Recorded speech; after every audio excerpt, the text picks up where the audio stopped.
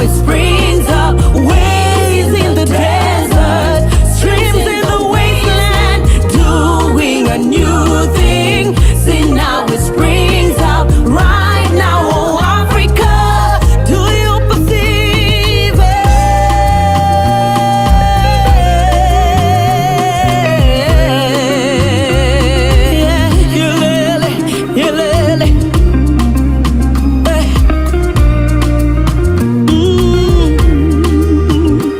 He says, I know the plans I have for you, to give you hope, to prosper you, restore you, get ready, rise up, declares the Lord. I know the plans I have for you, to give you hope, to prosper you, restore you, get ready, rise up, declares the Lord. I know the plans I have for you, to give you hope, to prosper you, restore you, get ready, rise up, declares the Lord. Your maker, declares the Lord. Your savior, declares the Lord. Your helper, defender, strong tower in time of need, Africa. Yeah. See now it springs right now, right here. He's doing it for you. Rise up. See now it springs right now. Jehovah, he's doing it for you, Africa. Doing a new thing. Do you see it? It springs up, waves in the desert, streams in the wasteland, doing a new thing. See now it springs up right now, oh Africa. Receive it. Yeah, come on. Eleri, Mungulondi, Emeri, Ayeri. Egwoki, Africa, Elondi, Africa. This is your time, your moment. Hey, God has called you for this. Yeah, Africa, hey, Africa, rise.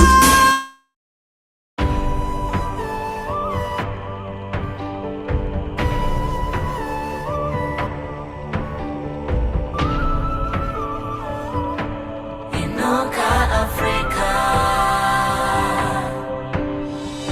Open up your eyes, lift your head up, open up your mind. You will see all the beauty of this land. You're a star. Take a look around you. What do you see? Take a look within you. You're a blessing to all. Well, and in your time. Ọba tó ṣoore fún mi ṣoore fún wa tó ṣoore lójoojúmọ́. Ọba kọ má ti kà lẹ́yìn, adúró gbọ̀ngbọ̀n lẹ́yìn aṣòtítọ́. Kò jẹ́ ronú ibi rárá. Inuka Africa. Sema, sema, simama. Inuka Africa. Semuka Africa, usazitali sire pasi. Maria no kuda iwe, wakakomborerwa iwe. Maruti osenga azive mwari nekuda kwechako chiedza. Zvirima uri zvikuru. You a star, you are born to shine, it's time to rise up. Arise, arise, your light has come. Uri mwana wa mwari, creation waiting for you. Show the world your light. Africa, Mumusai, Africa, Mama Land, Africa, land of beauty, Africa, land of minerals, Africa, Mumusai, Africa.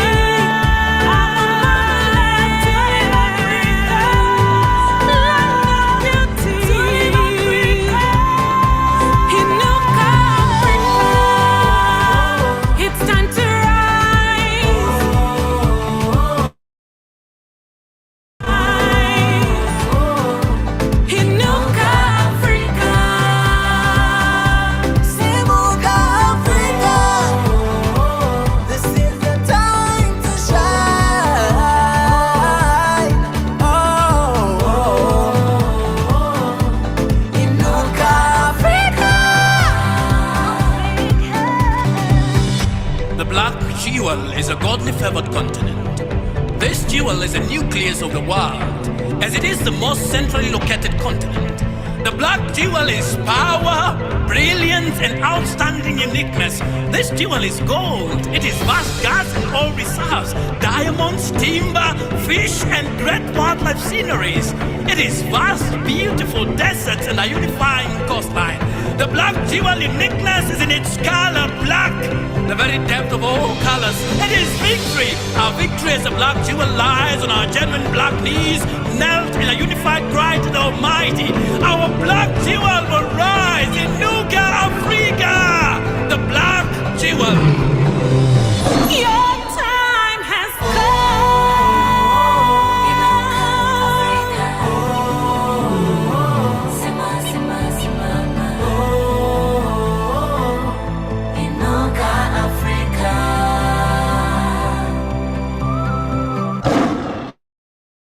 For the past 21 years, the Inspire Synergy has championed transformative leadership across Africa. This year, the Inspire Leadership Summit is themed Africa Manifest as a rallying call for us all to manifest the African dream. Save the dates from Monday 4th to Saturday 9th of August 2025 from 7 p.m. to 10 p.m. East African Time daily live on Zoom. Connect with brilliant African leaders like Dr. James Magara, Professor Anand Pillai, Mrs. Dorothy Kisaka, Reverend Anthony Ashaye, Mrs. Allen Kajina, Bishop J.B. Masinde, Mr. Solomon Ikayoda, Dr. Shingi Munyeza, among many others as they ignite your potential. To register, visit our website www.inspiresynergy.org or call or send a message to 0700 554646. Inspire Synergy, igniting your potential.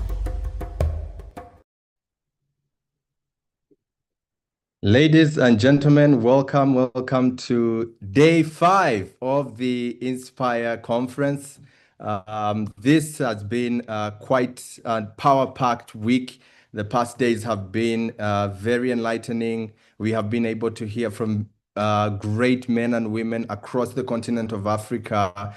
And I must say that this has been a conference that every single African, not just on the continent, but even beyond, must attend. And so this is day 5, and we are having it on a Friday. Of course, the week has come to an end. The work week has come to an end. And so today is the best way to get into the weekend by attending Inspire Africa. And the theme for this particular summit is Africa Manifest. And we have gone through a series of Inspire conferences until we go to the summit. We've had quite a number of years of having enlightening speakers,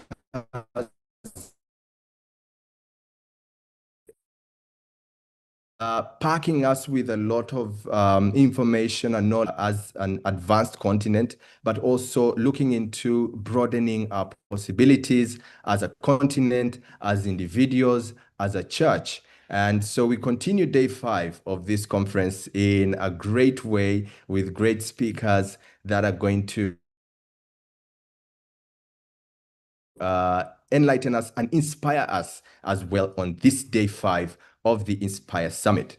And so I'm sure there are many of us who are attending today, and or some of us who are attending for the first time. Please, in the chat section, please use it as much as possible, not just for questions, but even right now, you can tell us where you're watching us from, where you're attending the conference from currently. And just tell us where you're attending the conference from, but also if you've been attending the days before, if you've attended them in person or even online, you can just go into the chat and comment section and let us know what have you learned, what are those snippets you've been able to pick up as the conference has been going on.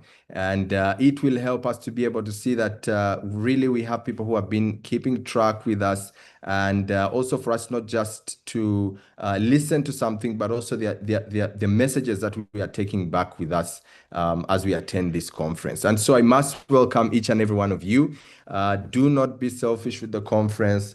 Ensure that even those who are not currently able to attend this, you can share the link with them, share the YouTube link with them so that they can be able to watch these messages later, or even your colleagues who have been saying through the entire week they have been busy with work deadlines. Today is Friday. So share the link with them so that they can be able to join us and be inspired together. This is not the time to keep the message to yourself, but instead get this message and share it with as many people as possible. So I can see even in the comment section, we have Sylvia Nabisenke Agaba, who is listening in from Gayaza. I almost saw Ghana, but it's Gayaza in Uganda. Sylvia, you're welcome. I see Dorcas Asiano Tapio. She said she's blessed to be part of this wonderful summit, and she's attending from Uganda. I must say, if you are Ugandan, you must be attending this conference because this is happening. It's inspired by most people from Uganda, and so you should be attending the conference. But also share this with people across the African continent. And this is not just Inspire Uganda; it's Inspire Africa. So we have people listening in from across the African continent. So which is something great. Continue to send in your comments where you're watching the conference from. But also, what have you learned in the past days? Yesterday, we had a great day with having great speakers. We're sharing on unlocking appropriate corporate governance for Africa. And we had Mrs. Dorothy Kisaka speaking to us, Mrs. Priscilla Seruka, Professor Anand Pillai speaking to us. And these are messages that it's not that it ends here. If you didn't attend yesterday, please go to our YouTube platforms at Inspire Synergy, and you can be able to access and watch whatever you missed. Even if you attended one of the plenary sessions and you wanted to listen to what was being shared in another plenary, do go to our YouTube platforms. Those will be accessible there. So continue sharing your messages in the comment section. I see Yoweri is attending from Uganda. I don't want to speculate if this might be the president of our republic, but Yoweri is attending from Uganda. It's good to have you, Yoweri, with us, and all the others that are on this course. So in this conference, even through the past days, we've been charged not just to sit back and take in the words that we are listening to, but rather even what we listen to, let's put that into practice. And so it's important that we do not just stop at listening, but we need to get into a culture of doing as Africans, as Ugandans, so that we do not end with, oh, I had this message, it was so good. Oh, I had that was very deep. But let's go beyond that, because we are the ones who are charged with steering our continent forward. And if we do not take charge of that, then those who are from without of the continent will come in and be able to steer it. And that's not the direction that God has planned for this continent. So we are all born into the different nations of Africa, not just for out of luck, but it's for a purpose. And we should find that purpose, both spiritual, both within our careers, and be able to put that into action. So it's important for us to do so. And that's why we come here to this conference, not just to listen, but to be stirred up into action, to do and take steps that are going to lift up the continent of Africa. I see Simon Anyonga is watching us from Mukono, Uganda. You're welcome, very welcome, Simon. I see Rachel Chalimpa is also attending, and she says she's attending from Kampala, and she's glad to be part of this conference. Oloyojok. It's the name was not. It was too good that they had to name Oloyojok twice. Oloyojok. And he says, just because you say you have a vision doesn't mean you have a vision. It's only a vision when it guides you. It guides and gives your life direction. And that's his takeaway from Reverend Anthony, who was sharing with us earlier this week. For those who did not watch, you can also go and catch up with the message that Reverend Anthony was sharing. We also have Edson Nirinjie, who is also watching us from Uganda, and he says he's glad to be here. Gloria N is saying she's watching us from UK, United Kulambiro. This is an interesting one. We are now colonizing the names of different economies. So UK is United Kulambiro for this for today's session. We also have Izon, who says, greetings. This is Council Izon. She's lucky to listen in from Bamugemerere and co-advocates in Kampala. You are welcome. We also have Rebecca Kunya Bagaya attending from Mogadishu, Somalia. Welcome, welcome, welcome, Rebecca. This conference goes beyond even in Somalia. It's glad to have you with us all the way from Mogadishu. So, like I mentioned earlier, if you missed any of the days, the messages can be found on YouTube. Just ensure that you're able to share those messages with your friends, your colleagues, so that they can be able to attend this conference with us. I would also like to remind us that this conference is going to have a different style as you have been, if you've been listening in during the past days of the week. We are not following the style as has been before. In this particular summit, we are having plenary sessions. So we don't have one speaker speaking and then another speaker speaks after that. We have plenaries where after we conclude with the first keynote speaker of today, we will have two plenary sessions that will be running concurrently. Now, when that happens, a link will be shared on your screen to join a room. You'll see once a link comes on your screen to join a room, please click join and you'll be able to attend that particular plenary. If you would want to attend another plenary, these messages will be shared across our platform so you can access them at any point in time. This conference is also sponsored by generous people, and even as it's sponsored, some areas still need covering. So if you feel moved to give, we have giving options that will be shared later on, and you can be able to give and plug into what God is doing in this continent and through this summit. So welcome again to day 5. This is one of our last chances to be able to reach out to those that should be able to attend this conference. If you have friends, please, this is the time to share the link with them. And today we will be delving deeper into our broader theme of Africa Manifest, and we will be focusing on solving Africa's leadership and governance equation. As a continent, we have been, there's a lot of talk, especially among young people, blaming the government. What is the government going to do? Our leaders are not the best. How can we change leadership? And all this talk. But how do we plug in? Even how do we prepare ourselves to be able to lead and to govern?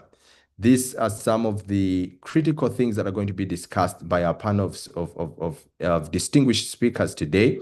And I must say they are very distinguished. We are set for an incredible feast today to listen in from these established gentlemen. And we will have our first keynote speaker this day, and that will be none other than Professor Vincent Anigbogu, all the way from Nigeria. And as you all know, Nigeria is one of the biggest economies in Africa and one of the biggest producers of oil in the world. And so listening in from Professor Vincent on how we can solve Africa's leadership and governance equation is critical today, because even countries like Nigeria, even with all these rich resources, there's a lot of misgovernance that happens. There are a lot of loopholes within governance structures in different spheres. And so leadership is a critical issue. And I'm glad that we are having this discussion today to be able to say, okay, if we have all these issues or inconsistencies in our leadership, especially within the continent of Africa, how do we address them? And so we have speakers that are going to speak directly into this, and I believe we are going to be blessed by them today. So allow me to introduce our first speaker for today. And as I mentioned, Professor Vincent Anigbogu is a strong advocate for value-based education as a catalyst for transforming the mindset of Africans and the people of African descent. So he believes that such education is essential to cultivating integrity-driven leadership and high-level management skills necessary for transforming organizations, communities, and nations. So in pursuit of this vision, he founded the Institute of National Transformation, INT, in Lagos, Nigeria, in September 2007, where he continues to serve as Director General. So INT is dedicated to developing leaders of integrity, those who embody a no excuse approach to leadership and possess exceptional organizational competence across both public and private sectors. So the Institute emphasizes results over rhetoric. And this is, I think, something that most of us have been discussing and talking about this week. How do we emphasize results, actions, instead of rhetoric? And his expertise is over titles Visionary Action Over Authoritarian Control and Legacy Over Excuses. So these are the other areas of focus that he looks at and that INT looks at. And its programs are designed to produce leaders who initiate bold, progressive change and make a lasting impact on the African continent. INT operates training centers in Nigeria, Uganda, and Atlanta in the USA, and maintains a presence in Rwanda, South Africa, Ivory Coast, and London, UK. So Professor Anigbogu has been married to Peggy for over 33 years. Together, they travel globally as consultants to corporations, governments, universities, and faith-based organizations. So reflecting on his mission, he shares this, and he says, I have an unquenchable passion for a new Africa, to see God's vision fulfilled in the lives of the people of African descent.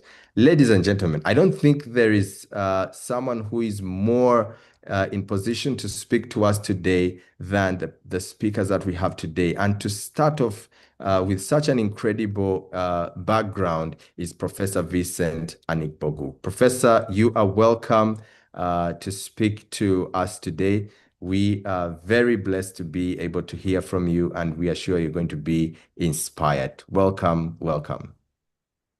Thank you so much, David.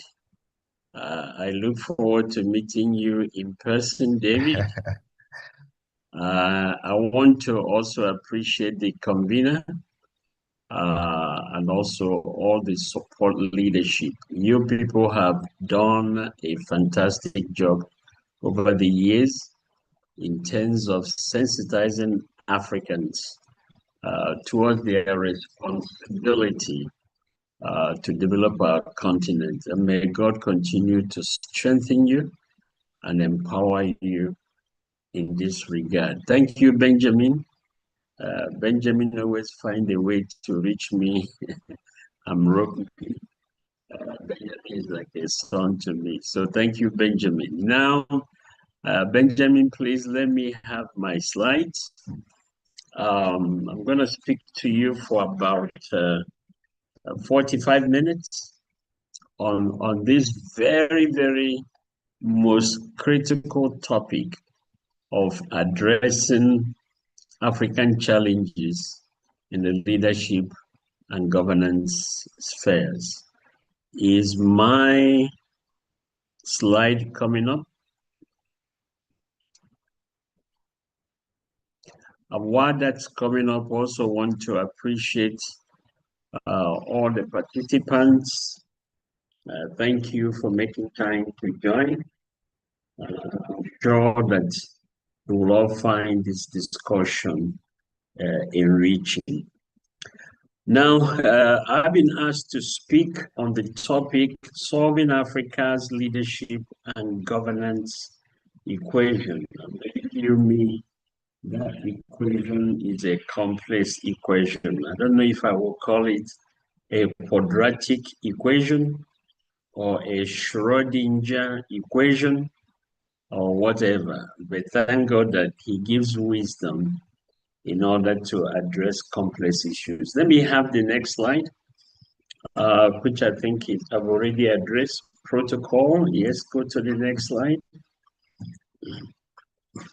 Now, how do we solve the Africa's leadership and governance equation? As I said, it's a very, very complex equation to address, but it can be solved. And I believe the solution So it must be multi-dimensional. Let me have my next slide. Number one, by the way, if you ask many people how they think this question should be addressed, everybody will give you different answers. And they will all be speaking from their perspective, just like asking blind men to describe an elephant. Those that touch the ear will say the elephant looks like a fan.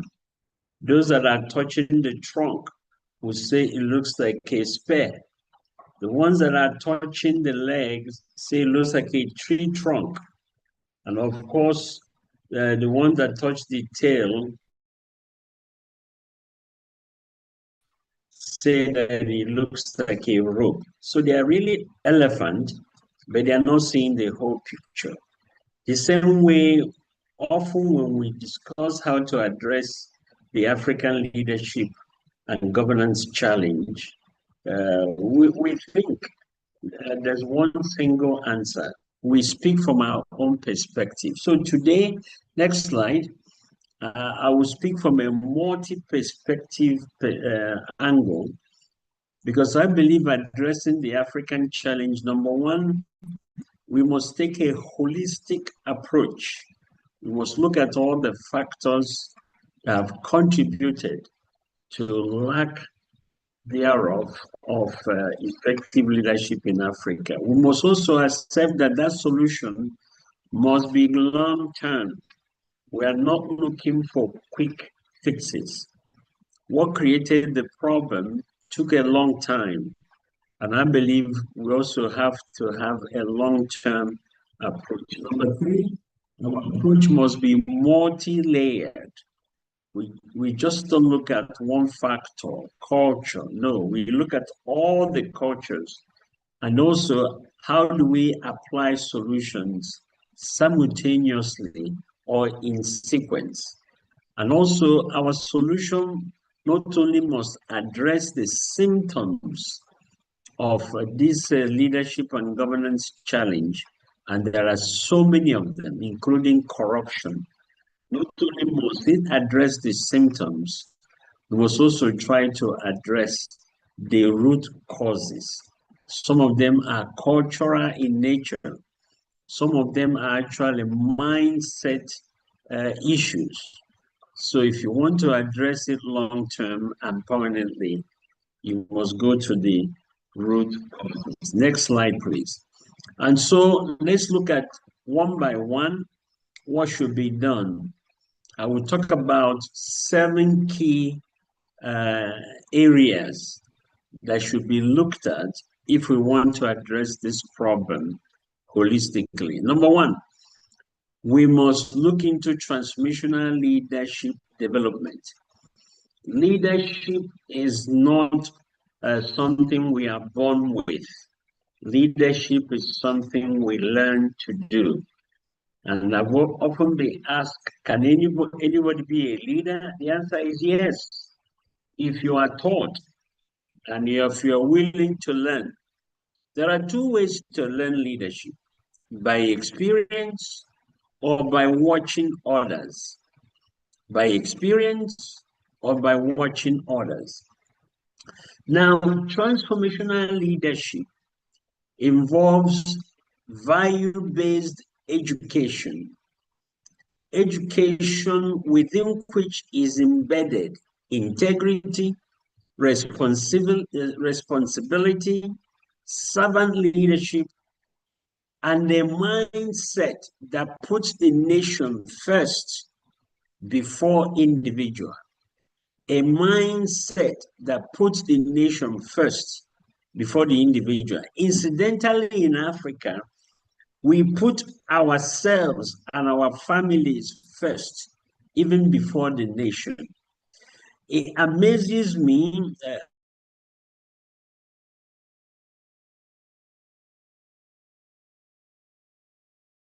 I am from Nigeria, of course, Italy, just to see how things are. And it amazes me how people keep encroaching on the road. They literally build on the road because they have no respect for community development. They are more interested in their personal. And I see that across Africa. Any opportunity to steal from government, you're actually considered a hero.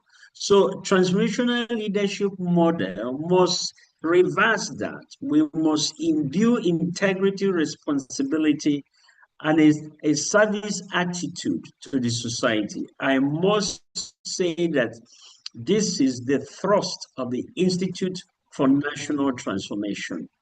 Our vision is to raise value-based, no-excuse leaders. And our core values are integrity, responsibility, compassion, and of course, excellence. So if we don't do that deliberately, these people will not fall from the sky. There are people that are nurtured both in the family and in our institutions. So we must be intentional to develop value-based leaders by developing value-based education. Next slide. Under transformational leadership, we must develop a mentorship program pairing emerging leaders with proven ethical leaders. Unfortunately, there are not too many examples of ethical leaders for our youth to learn from. I called one of my cousins recently who is a student in a university, and we wanted them to come and do something for us, but he said he could not come because he has a class practical project. And we said, go and talk to the professor to see if he can allow you to go and come back and make up the practical exercise. He did. He spoke to the professor, but the professor demanded for money, not just money for him, but money to find another student to substitute for him. In other words, he will pay another student to do his practical project and give my cousin the credit. We refused. We say, you can't do that. It's unethical. You know what the young man said to us? He said, forget about ethical professors. Forget it. It doesn't exist in Nigeria. Our hearts were broken because the leaders are supposed to mentor these young people, these students, in ethics and morality are failing them. So when they come and they become members of the parliament and they become leaders in the society, of course, there's no way they will demonstrate ethical and moral leadership. So part of the development of young people must be to put them before ethical leaders that can model good leadership for them. Next slide. Now, we must deliberately engage in youth empowerment to develop future leaders from a young age through civic education, entrepreneurship, and leadership program.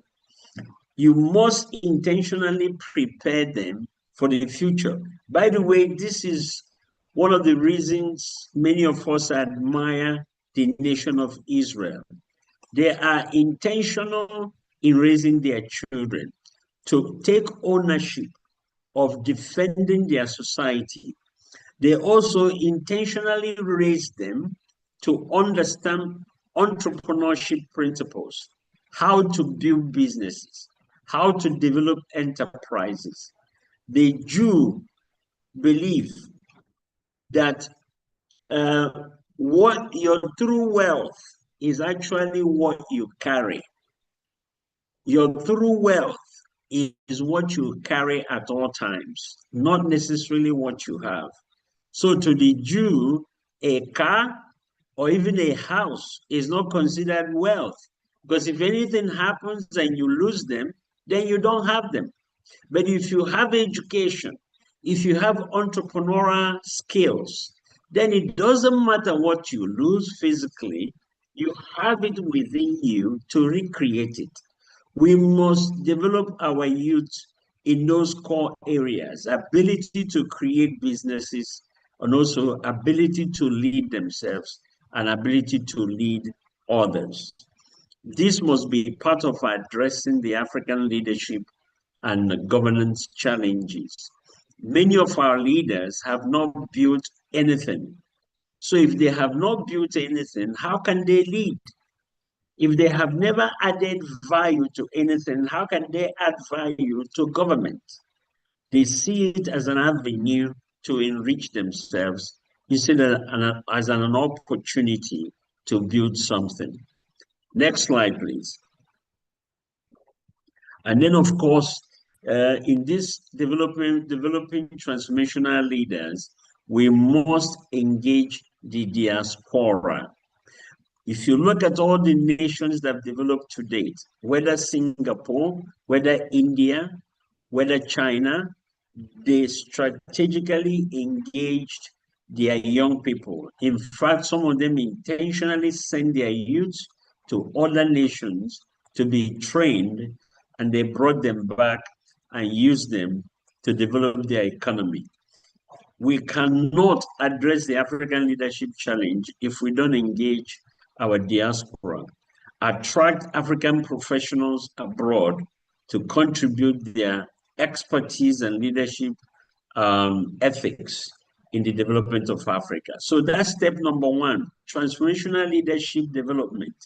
And we must be intentional about it. And I must say that INT was created almost 20 years ago in 2007 to address that issue. Next slide.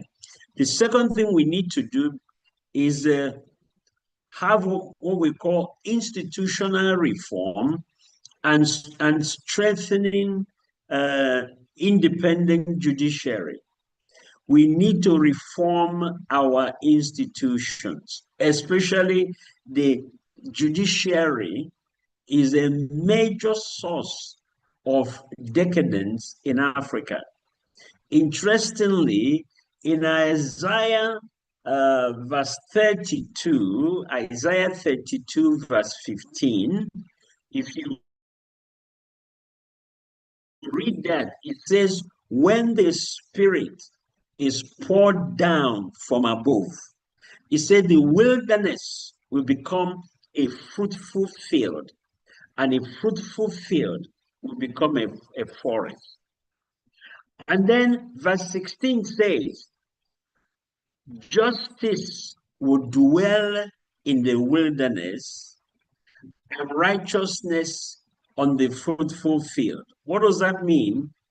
If you want to change a wilderness condition, if you want to change a nation in decadence, the first thing you want to restore is the rule of law. The rule of law is actually a capital in national development. By restoring the judiciary alone, your foreign direct investment will increase because the confidence level people have in that nation will increase. They know that if there are legal issues, you have a fair legal system to address it. So reforming the judiciary is critical to addressing African leadership and governance. This will ensure that the rule of law, it will also reduce corruption and promote justice. And as I said, will also increase foreign direct investment due to increasing confidence of investors. Next slide. Number two, under institutional reform, we must also reform the civil service system. This system currently where files disappear. I don't know if you see the cartoon there in the civil service system. Anytime you bring a file to them, there are two boxes under his feet, the ones that come in and the one that goes out. And when the only way file will move out is if you induce them. This corrupt system must be addressed. We must make public institutions efficient. We must also make it merit-based and also accountable. And that's why electronic approach, IT approach to doing things should be implemented where possible to minimize human interactions. This is what Singapore did. Anywhere that was possible to minimize human interaction, they did so, and things worked very efficiently. Next slide. Number 3, we must have checks and balances to strengthen the legislator and also the anti-corruption agencies. We must not only put competent people in these agencies, but we must also make their work easier so they're not encumbered. And of course, we should also decentralize power and allocate more power to the local governments and promote participatory governance. Or if we can do this, then government will become more efficient, and also by incorporating even AI and other technology, we can also make the system run efficiently. Number 3, next slide. We must have a system of civic engagement and accountability. Number 1, civic education is so critical in teaching citizens their rights and responsibilities. Therefore, civic education must be encouraged. Number 2, strong civil society groups such as NGOs, watchdogs, and media that hold leaders accountable. Such groups should be encouraged. However, such groups must never be an avenue for witch hunting. We must make sure they are used for the purpose they are created as oversight and accountability groups. I think to improve leadership and the governance, we need to encourage freedom of the press, where the press and the journalists can actually do investigative journalism to hold leaders accountable. But again, this must never be an opportunity to blackmail public officials. Many a time, this is what happens. That's why in Singapore, if you malign the leadership and there's no evidence for that, even the freedom of the journalists are limited. So freedom of press is critical so that people will get to know the truth. But the press, again, must be sure that they use those rights and responsibilities for the benefit of the people and not to blackmail both the leadership and the people. And finally, the use of technology, using digital tools to track budgets, elections, and service delivery will definitely not only improve efficiency, but it will also minimize corruption and all the other ills. I've talked about this before. Number 4. Next slide. Ethical and transparent politics. We must make our politics transparent and ethical. And this is going to be very difficult because many a time it is the very people who are demanding fairness in an election. They're the same people that are demanding money so that they can vote for candidates. You can't have your cake and eat it. You can't demand money and expect ethical and transparent election. So there must be what we call electoral integrity, reform electoral commissions, enforce campaign finance laws, and adopt technology to reduce fraud. Let the voting process be transparent by incorporating technology to ensure that votes are properly counted and immediately transmitted to the collection centers. Many a time, as what happens in other nations, this system is circumvented because really leaders don't want ethical and transparent politics. Also, political party reform should take place to encourage issue-based, ideologically grounded parties and debates. There are some nations where literally there are no ideological differences among the different parties.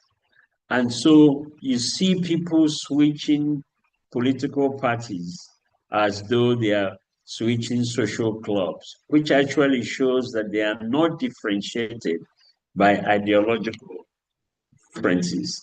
So there needs to be a political party reform to encourage issue-based and ideologically grounded party politics, and also debates. And then anti-corruption enforcement to punish abuse of power regardless of status. Nobody is above the law. These are the things that have strengthened nations like Singapore, South Korea. You know, no leader is above the law. And we have instances where politicians, leaders, actually persecuted members of their family for corruption. And finally, under ethical and transparent politics, campaigns of character to promote leadership based on competence and integrity. And this has to depend on we, the people. You know, if we can insist on integrity and quality and competence and refuse to accept money, this can be done.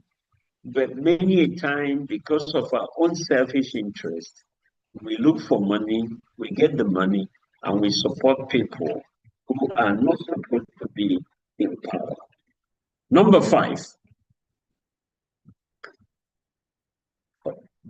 Number 1, education and mindset change. Our education system must be reformed. Okay. Number 1, curriculum reform to introduce African history, ethics, leadership, and critical thinking skills in schools.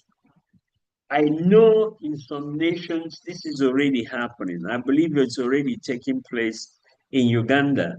There's a committee already set up by the government to critically look at the education curriculum, to refine it, to make it more effective, to prepare leaders for tomorrow. Not just curriculum reform, but there should be an intentional national orientation programs. In fact, in Uganda, the Institute for National Transformation is partnering with the universities to train youth leaders, youth in particular. And we deliberately partner with the military leaders to train these youths in number 1, patriotism, number 2, Pan-Africanism, number 3, we also train them in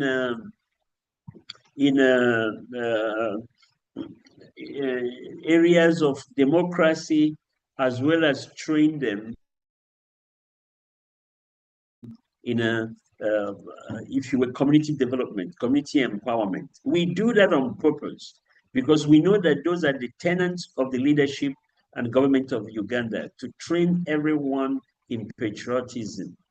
You know, if we don't do that, these kids or our youth will not just fall in love with the nation. They must be taught how to love their nation. So we must have an education system that teaches patriotism, love for your nation, and love for Africa. Because in this season, Africans must work together and trade together. So, and I love what Uganda people are doing, how you embrace other nationals. It is beautiful. That alone would develop Uganda. You are so open to other people as opposed to closed systems that are not easily welcoming to others. That doesn't mean we shouldn't build a strong boundary to keep evil people out, but allow good people to come in.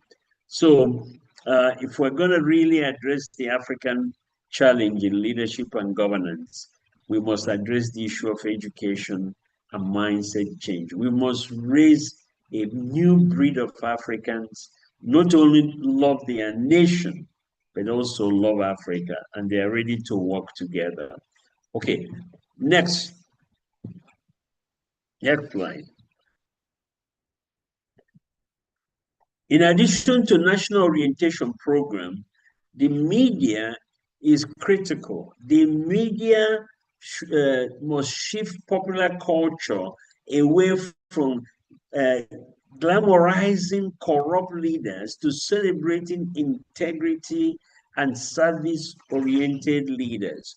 What the media amplifies is what the general public will celebrate. So we need media people that are not, that do not glamorize wrong models, wrong examples.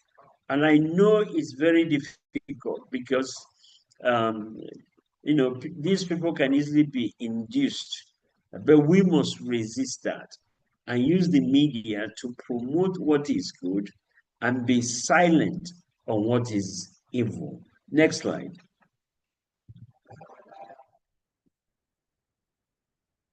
Next slide, please.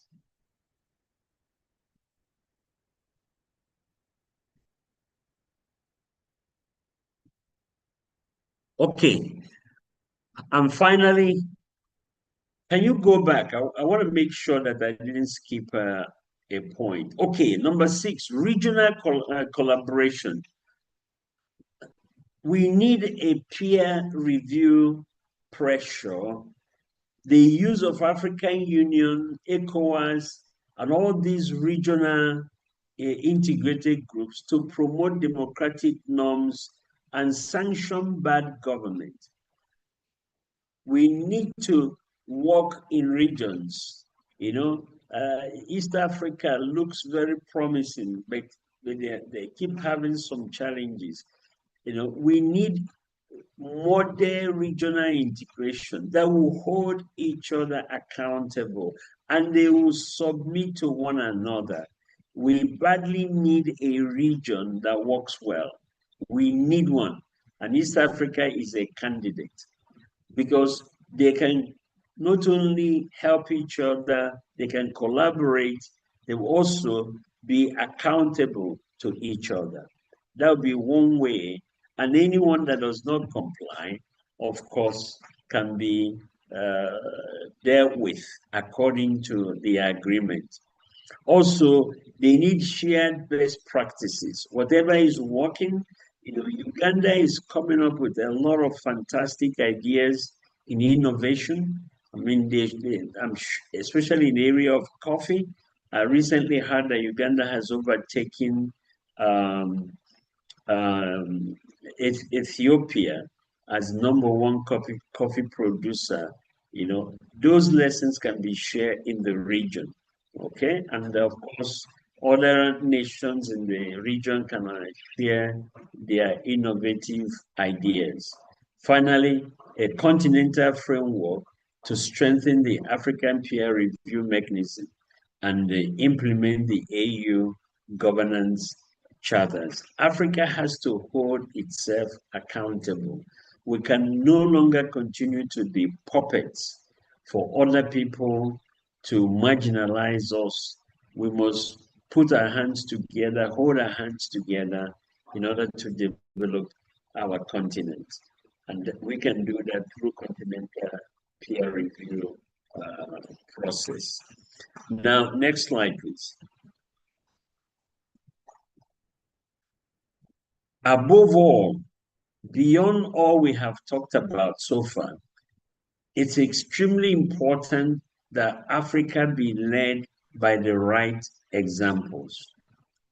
It's important that we have leaders that model these success factors that we are discussing, okay? Leaders that live, if you will, those values that we're talking about. The moral authority of a few can ignite national transformation. It's extremely important that we have models.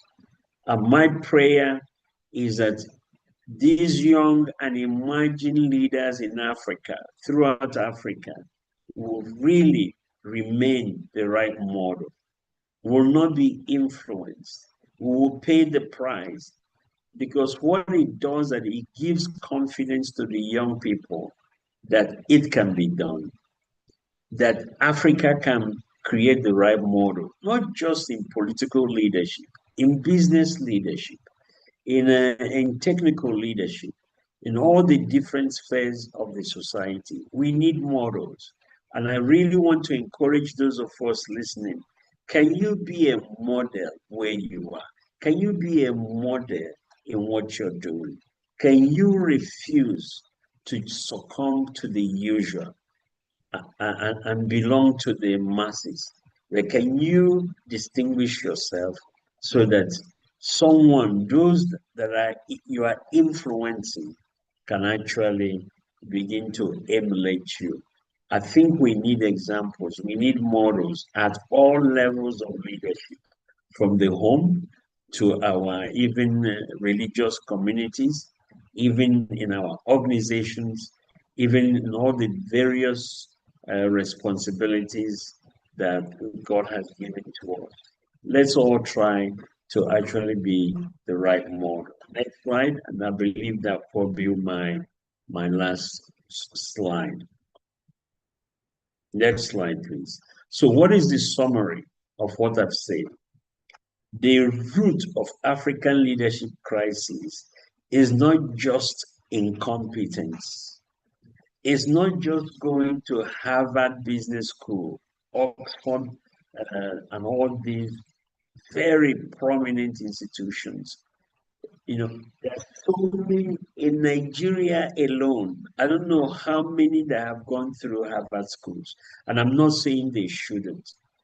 But education without moral value ends up creating clever devils. Education without moral value end up producing clever devils. And so we need to go beyond competence in our respective areas, but also make sure we are matured in character so that we can strengthen our institutions and build effective systems that work. There's too much emphasis on competence. People are quick to tell you, I have a PhD, I have a master's, and which is good. But do you have a PhD in character?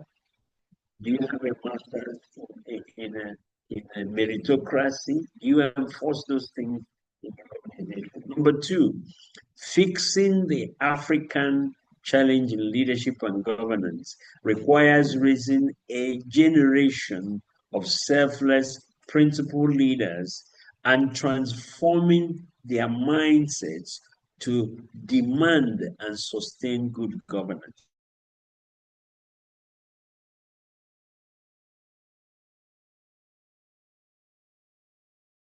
this is going to be the toughest thing because they have not seen it. The diasporas will play because the diasporas have seen this. I lived in America for 30 years. That's why I believe we can have integrity-driven governance because I've seen it work. Therefore, I believe it. So, and in other nations, Singapore, in fact, Lee Kuan Yew, the former Prime Minister of Singapore, said the first set of leaders that led Singapore, in fact, 80 or 90% of them came from abroad. 80 to 90% of the leaders that started the Singapore transformation were recruited from abroad.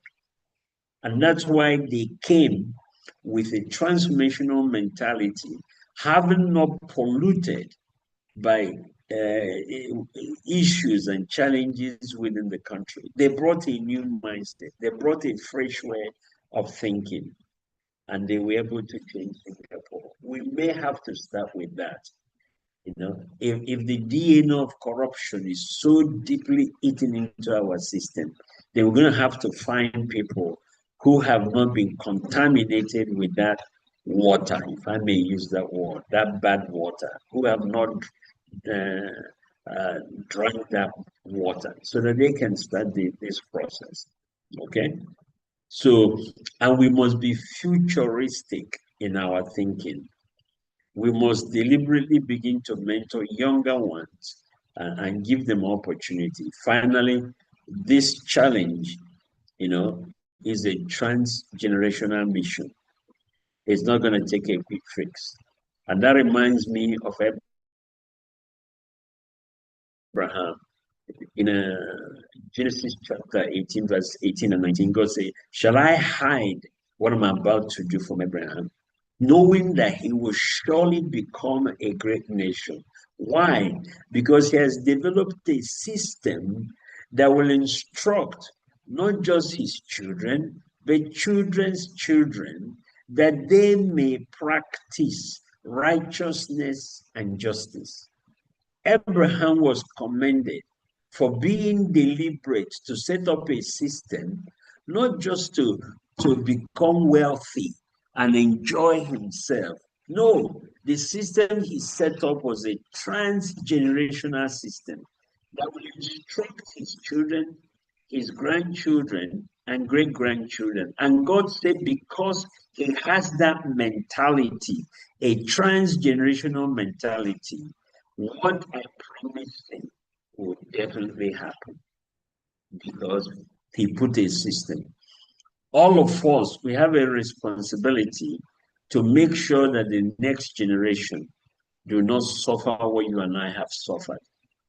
The power of the nation of Israel is that every generation ensures that the next generation fully downloads everything that has made them successful. Every generation took responsibility to make sure that the next generation fully downloads what made the current generation successful. They don't drop the ball. They don't drop the baton. They make sure that it's handed fully. And that's why from generation to generation, they continue to do well. The only generation that made that mistake was the Joshua generation. They were so busy building houses, developing land, they forgot to transmit to the next generation what made them successful, everything that God had done through them. So as I conclude, we cannot develop Africa and reach Africa problem if we don't make national transformation and transformational leadership a must. And on that note, I'm encouraging every one of you, if you have not done so, to go through the Institute for National Transformation.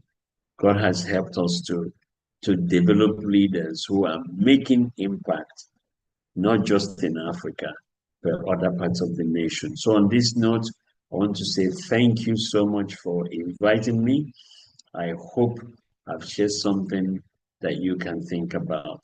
On that note, David, please take it up again. God bless you. Wow.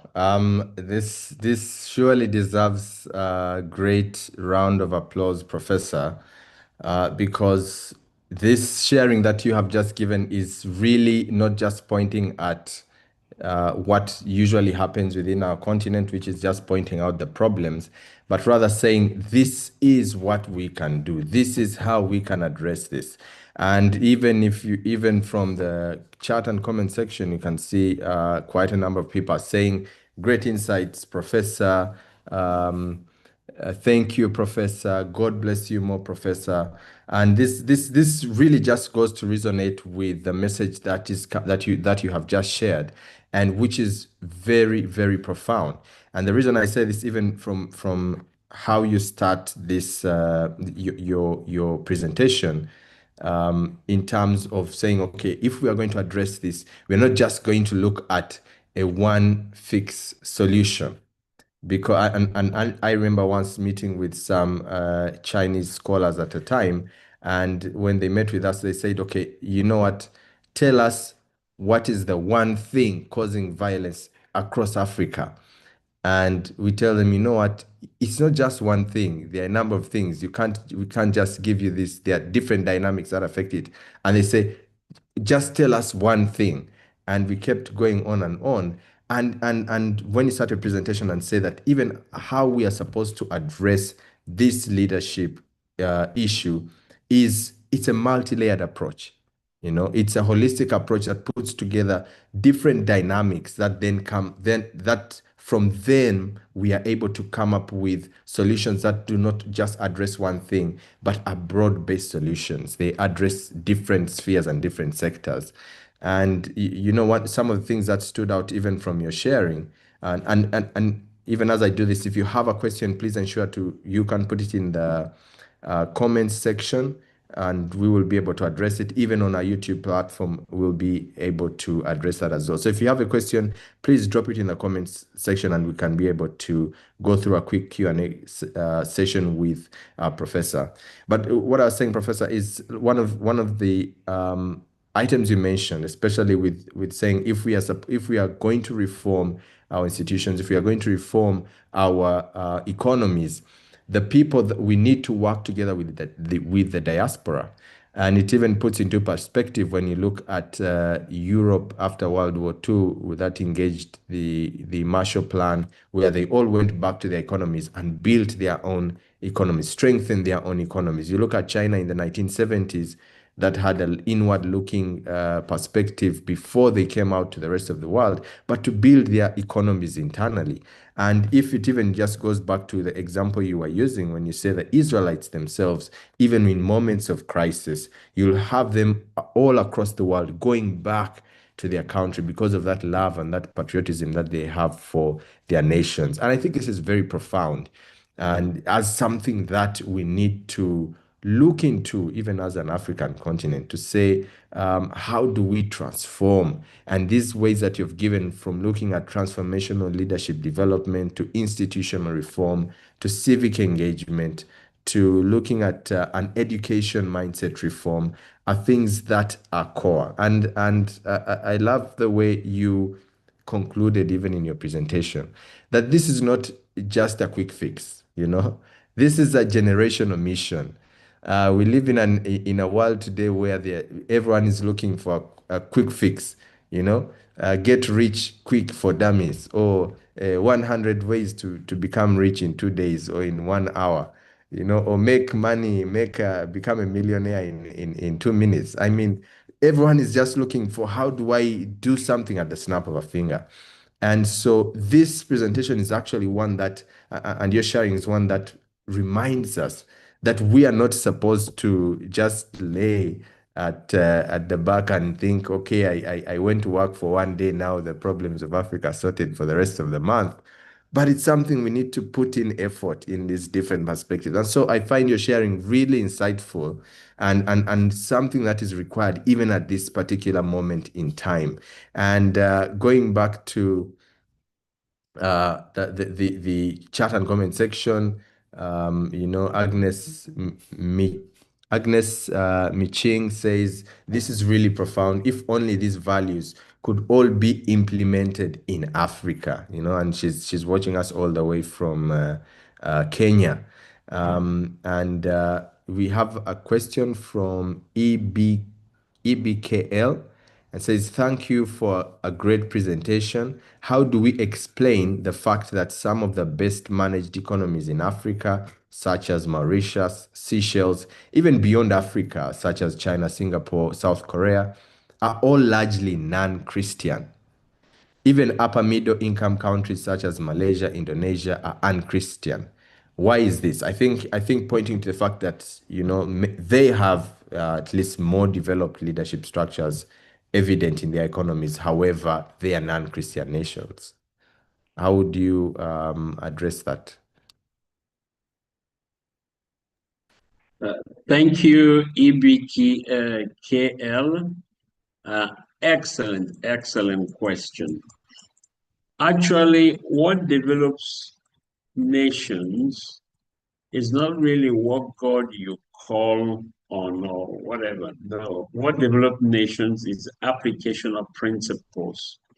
If you look at all these nations you're talking about, they have taken time to develop systems.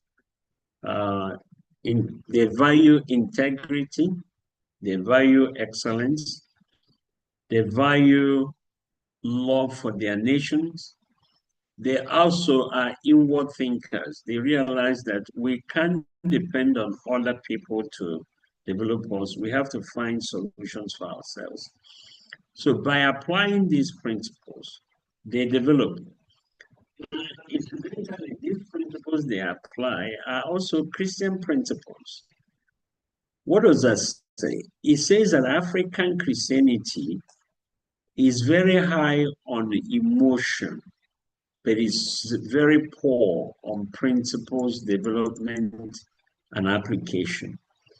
We don't give value to sitting down to create systems. For example, the entire Genesis chapter 1 are actually quality management systems. Day 1, let there be light. That's actually vision casting. Day 2, let there be a firmament. That's enabling environment. Day 3, let the land come out. That's infrastructural development. Day 4, let the sun come out to give night and day and evening. That's living a strategic plan. So when we look at scripture, we just look at it at the surface. We never dig in to pull out all the systems that we can apply, and develop. For example, on day 5, God created fish, created chicken, but to us, the church is just for food. But there are people that are studying fish and building an aeroplane from fish. Others are they're studying birds and building aeroplane. Others are studying fish and they are building ships. But to us, it's just food. At worst in Africa, we demonize them. When a bird flies into an environment, it's demon. So we need to go beyond just surface thinking. God say, come, let us reason together. Let us meditate together so that you can see beyond the surface and go deeper. So, and let me also say something. Singapore, for example, Lee Kuan Yew studied in the United Kingdom. He went to Oxford. He was amazed when he was at Oxford. One day, he came out of the Trafalgar Square. He saw 2 tables mounted in the square somewhere. One had a newspaper, the other one had a tray with coins and notes. And he watched people go and pick up the newspaper and either give the right change or they put a note and take a change and walk away. He said, no way, this is not possible. So he stood there for a long time watching to see if anybody would pick up the newspaper and walk away. Nobody did. He shook his head. He said, this is indeed a civilized society.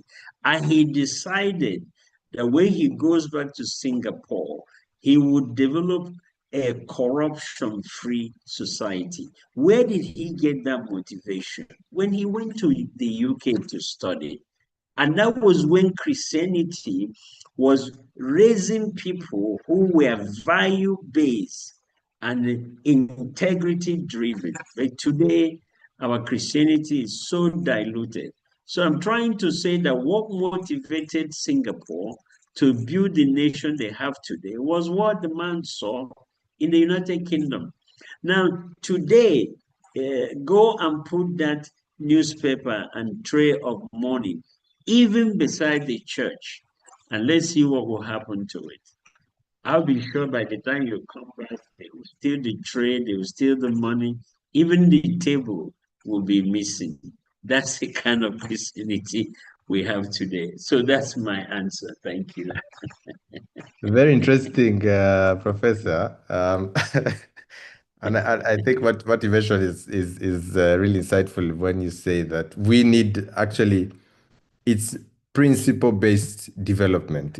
And these principles are even the same principles that we find in the Bible. And so if a society, whether it's Christian, does not develop along such principles, then they're bound to fail regardless. There's another question here. We'll just take two more questions.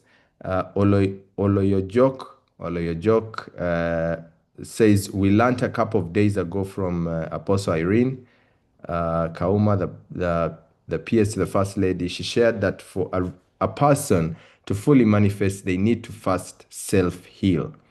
This is true for individuals, and I want to imagine it's true for nations as well.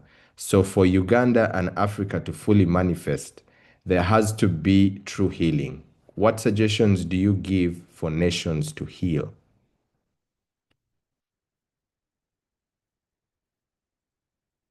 Professor is still muted.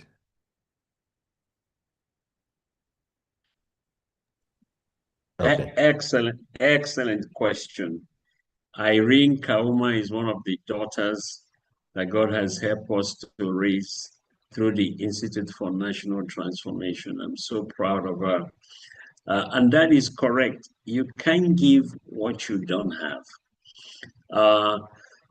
By the way, it's a healed individual that can heal a nation. A nation doesn't heal by itself. So a healed individual, quite frankly, is somebody that has that operates by love, that has learned to operate by love, that learns to operate by patriotism, that understands that life is about serving others. It's not about what you can get. It's actually about the value you can add.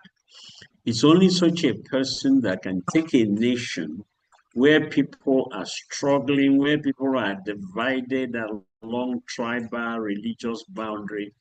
Only such a healed leader can bring them together so that they can see why God did not make a mistake to create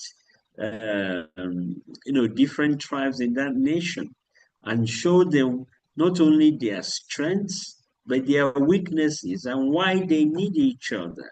Where you're strong, another group is weak. If you come together, you will complement one another.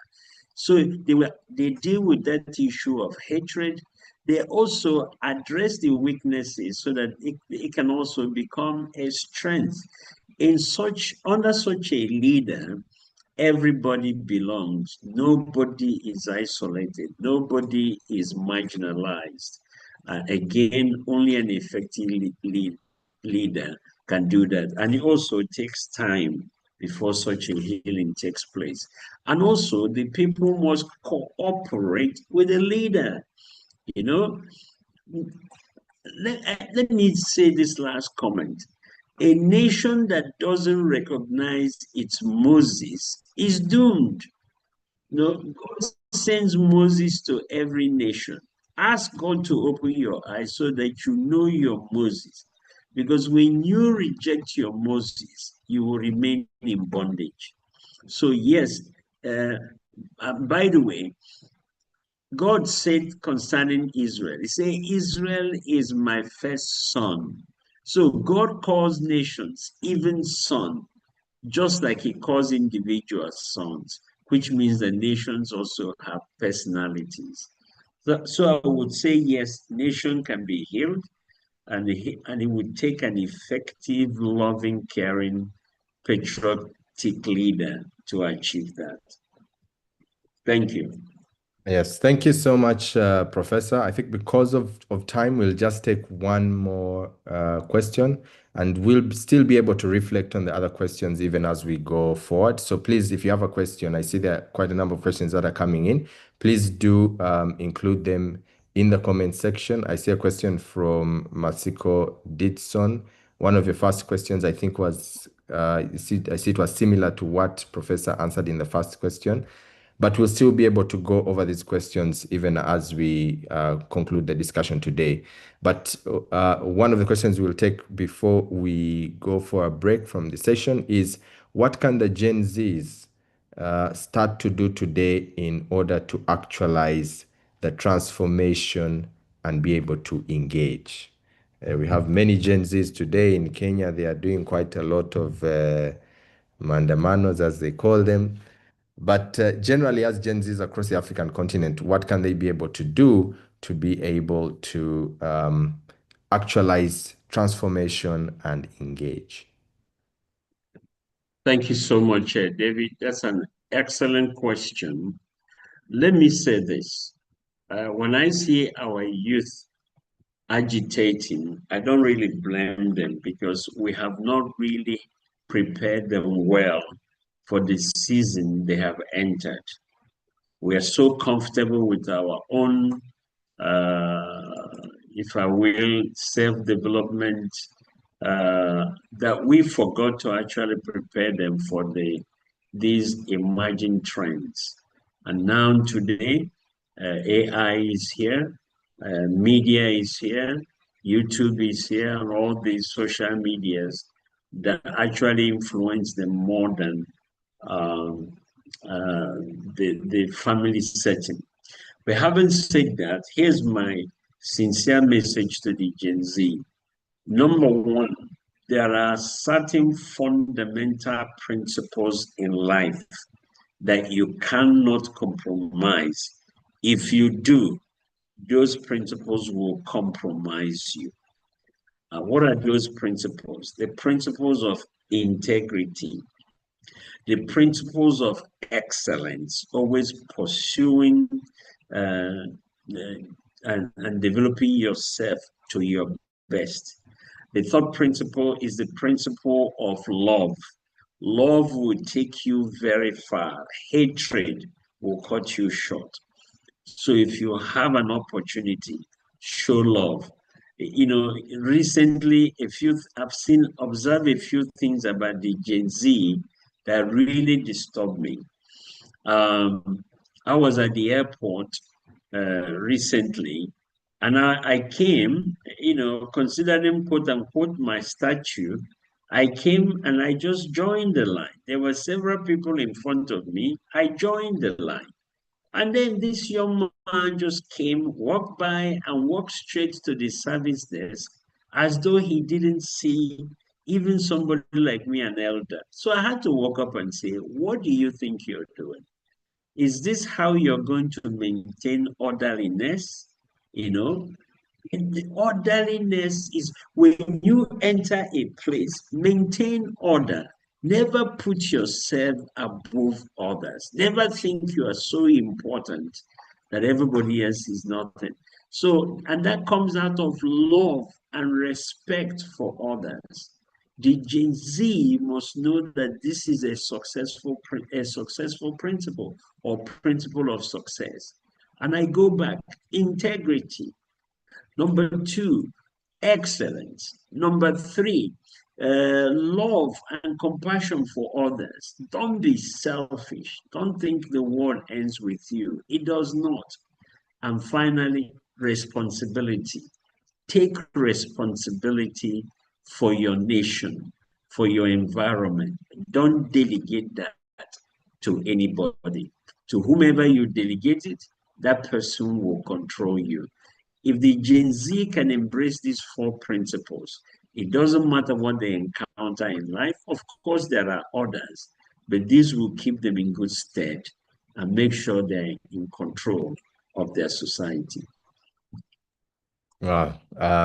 This is really a conversation that would not want to stop.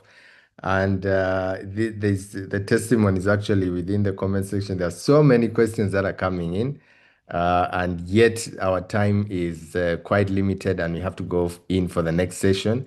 But Professor, I'm sure even as we continue the program, the questions are within the chat section. We can still, when we get some time at the end of this discussion for today, we can still be able to address these questions before we close. So those who have questions, please keep putting them in the chat section. I see as well on those who are watching us on YouTube, we have about 35 to 40 people watching us on YouTube, from different people from Zimbabwe, from South Africa, from even back here in Uganda, from Kauku, Entebbe, from Gaba, and from different communities in Chambogo. Please just, I encourage you, you can still post your question on the YouTube platform and we'll be able to have it addressed. Now we are going to go in for a quick break, but when we come back, we will have plenary sessions. Now we will have 2 of our speakers speaking to us today after the break. And the way this is going to run is we'll have plenary sessions that will be running concurrently. So this is at the same time. Once we come from the break, you will see a tab. If you're watching us on Zoom, you will see a tab that will display on your screen asking you to join a room. So once that tab comes on your screen, please do click join and it will transfer you to one of the plenary sessions that we are going to have. So some of us will remain in this main group, if I may call it that, and the others will be transferred to a different group where we will have one of our plenary session speakers. And so that's just for notice. If that tab does not appear on your screen, everything is okay. You will remain in this main room. And then if that tab appears on your screen, please ensure that you tap the join button and it will transition you to that plenary session.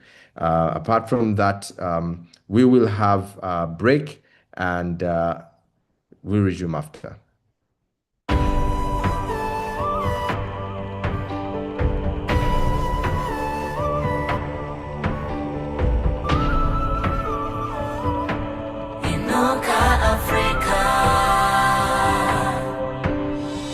Open up your eyes, lift your head up, open up your mind. You will see all the beauty of this land. You're a star. Take a look around you. What do you see? Take a look within you. You're a blessing to all. When in your time. Ọba tó ṣoore fún mi ṣoore fún wa tó ṣoore lójoojúmọ́.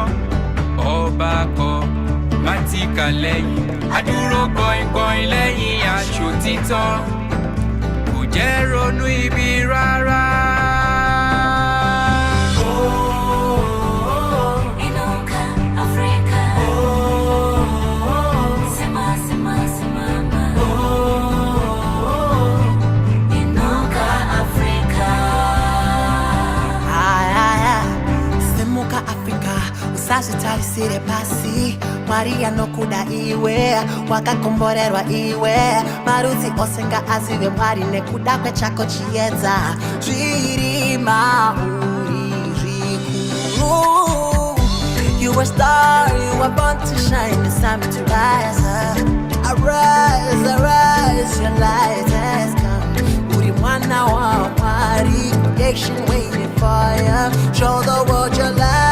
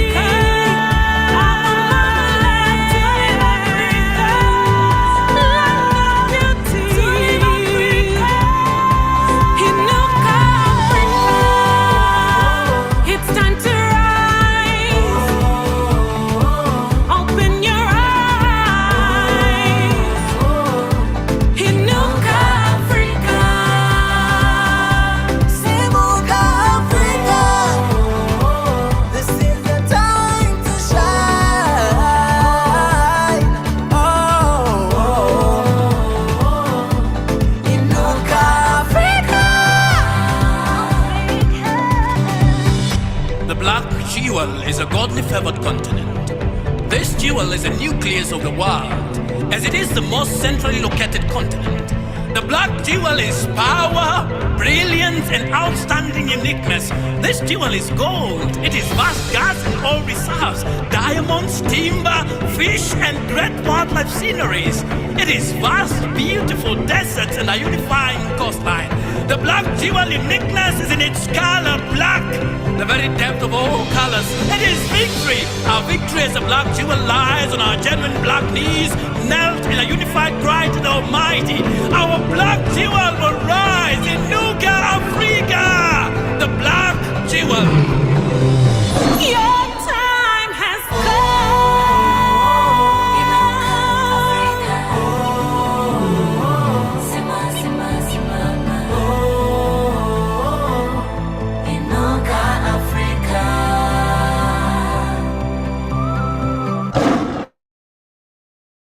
For the past 21 years, the Inspire Synergy has championed transformative leadership across Africa. This year, the Inspire Leadership Summit is themed Africa Manifest as a rallying call for us all to manifest the African dream. Save the dates from Monday 4th to Saturday 9th of August 2025 from 7 p.m. to 10 p.m. East African Time daily live on Zoom. Connect with brilliant African leaders like Dr. James Magara, Professor Anand Pillai, Mrs. Dorothy Kisaka, Reverend Anthony Ashaye, Mrs. Allen Kajina, Bishop J.B. Masinde, Mr. Solomon Ikayoda, Dr. Shingi Munyeza, among many others as they ignite your potential. To register, visit our website www.inspiresynergy.org or call or send a message to 0700 554646. Inspire Synergy, igniting your potential. Ladies and gentlemen, welcome back to the next session of the Inspire Synergy Summit on this day 5 of the summit this week. I hope you've had some coffee or some tea and you have it ready next to you to nourish your throat as you listen to our next speakers that we are going to have today. Welcome. We have had a power-packed session if you're just joining us, and you can tell from the response and the responses that we are getting across our different platforms. Professor has started us off in a very powerful way, and I'm telling you, the lineup that we have for us today is one that's going to enlighten us and really stir us up in terms of leadership and governance, transforming our leadership and governance across the African continent.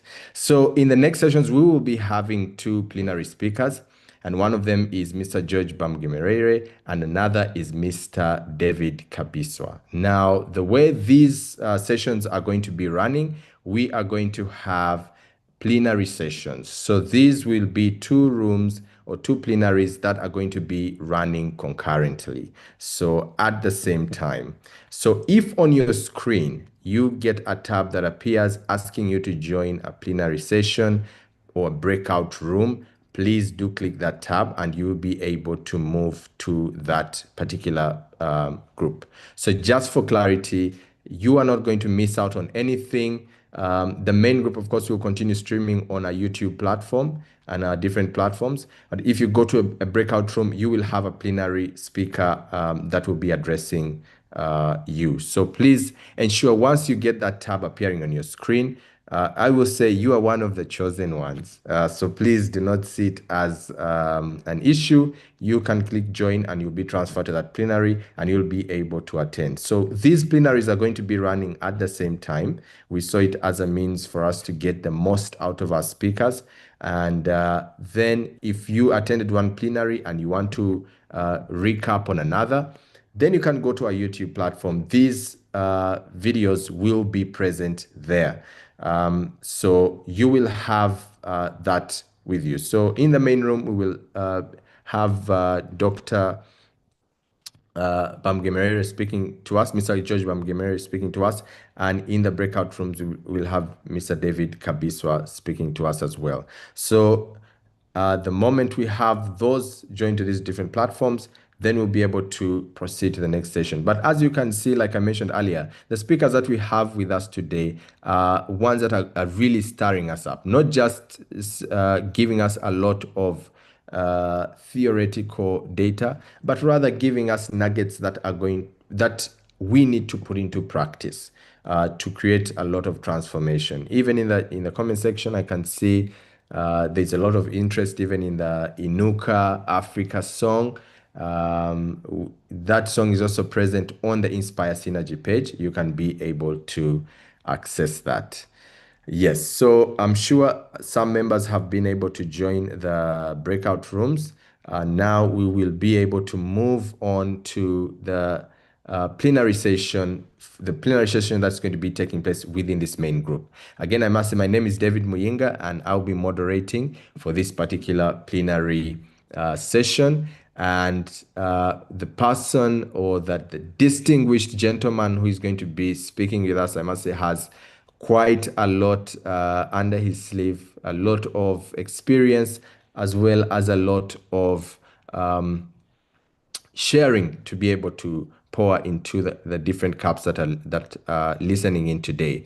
So Mr. George Bamgemerere has amassed a diverse career over the past 32 years, which spans the legal, human resource, and corporate governance fields. So with experience in various roles at Shell International across Africa, Europe, and Latin America, he has developed a multidisciplinary expertise. Currently practicing law in Uganda and working as a governance and strategic policy formulation consultant.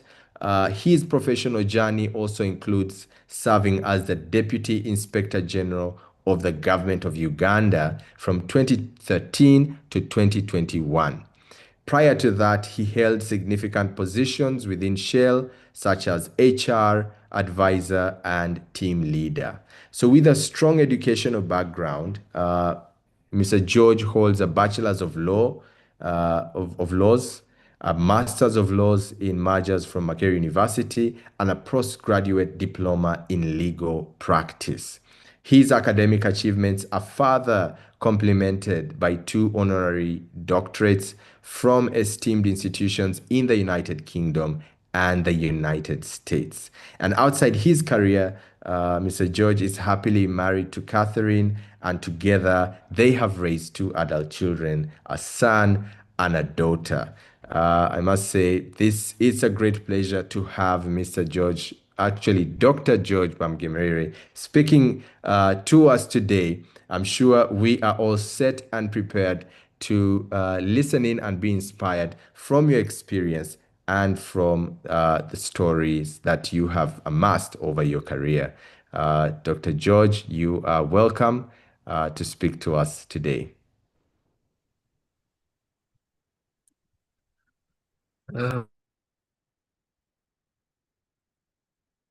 Yes, Doctor, you're still muted.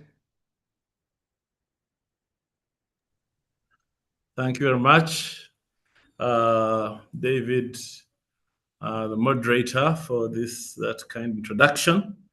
I'd like to welcome everybody to our session this evening. And we are talking about solving Africa's problem and leadership and governance problem. You may see my head twisting. I'm looking at two laptops. So I hope that doesn't distract you. I'll start by thanking the Inspire Leadership for organizing this virtual conference. I'd also like to thank the speakers who have opened our eyes to profound truth since the week began. And I'd like to thank participants for joining us. Today, we've been listening to the professor, and Professor, I really liked his explanation. He's actually saved us a lot of words and time because he brought all the book knowledge, pulled it together, created a very good roadmap. How do you deal with this problem? So I'll be sharing about leadership, governance, very lightly, and then focus on Africa. I have a few slides, although I will not use them very much. Let me put this.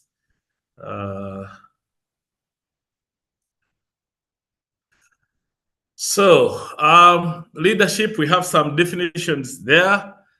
These are textbook leadership definitions. Chester Bernard says leadership is a quality of behavior of the individuals whereby they guide people in their activities in an organized effort. Somebody called Livingstone had a definition which I really prefer, which is that leadership is the ability to awaken in others the desire to follow a common objective. I really liked that definition. And then on there are many others, but for me, those are the two that I liked. The one which says quality and behavior of individuals where they guide people, their activities in an organized effort. But the one I like most is number 2, ability to awaken in others a desire to follow a common objective. And the governance side, the act or process of governing, overseeing, control, and direction of something, which could be a country, organization. And the second one is a very long one. Again, also a dictionary one. Governance is the overall complex system or framework, processes, functions, structures, rules, laws, norms born out of relationship, interaction, power dynamics, communication with the organization, group, individuals, and sets out boundaries of acceptable conduct and practices of different actors or groups, control their decision-making process through creation, enforcement, and furthermore, it also manages, allocates, and mobilizes relevant resources and capacities of different members and sets the overall direction of that group in order to address specific collective. So that's a very long one. I don't know whether it is helpful, but it actually contains all the components of a concept of governance. Then I have here some pictures. Again, these are textbook pictures. We are talking about change. Yes, please. We are unable to see the slides. If you can share them. Oh, okay. Yes. I haven't. Sorry. I know what has happened. I think I know what has happened.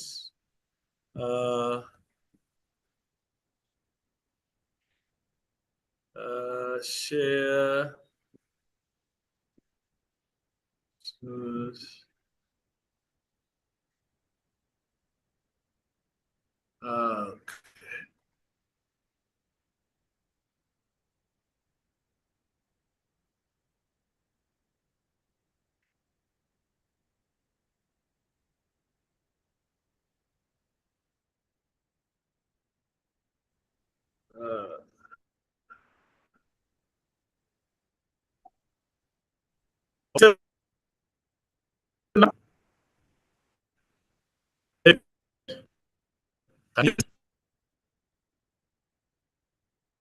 The signal is not very clear.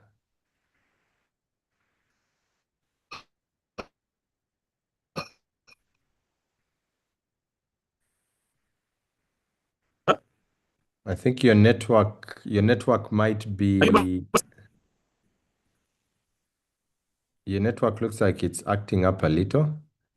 We are able to see your screen, but if we are able to see your screen, but maybe just sharing the slide page.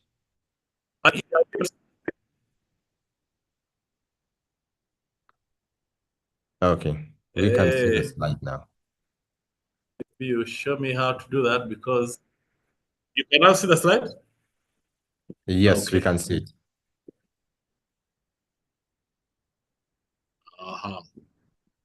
Okay, so I was just showing these pictures. Change, we're really talking about change and change management. Change, you see our man to the left is saying, why do we need change? Things are quite bad enough as they are. And then the lady is saying, we all have mental models, the lens through which we see the world, that drive our responses to everything we experience. Being aware of your mental models is key to being objective. And the last diagram are really the factors which say environmental pressures for change. Why are we talking about leadership, and why are we concerned about leadership in Africa? And here I'm basically pointing out factors that are going on around the world, but which have been shielded from Africa. There's technology, robotics, automation, artificial intelligence, training in new skills and consistent skilling. There's globalization, so many things, data, services, manufacture and consumption has been gone global. On demographics, an aging workshop in the Western world. I don't think we have an aging workshop here. We have a very small aging group. I think we die a lot earlier. Change expectations.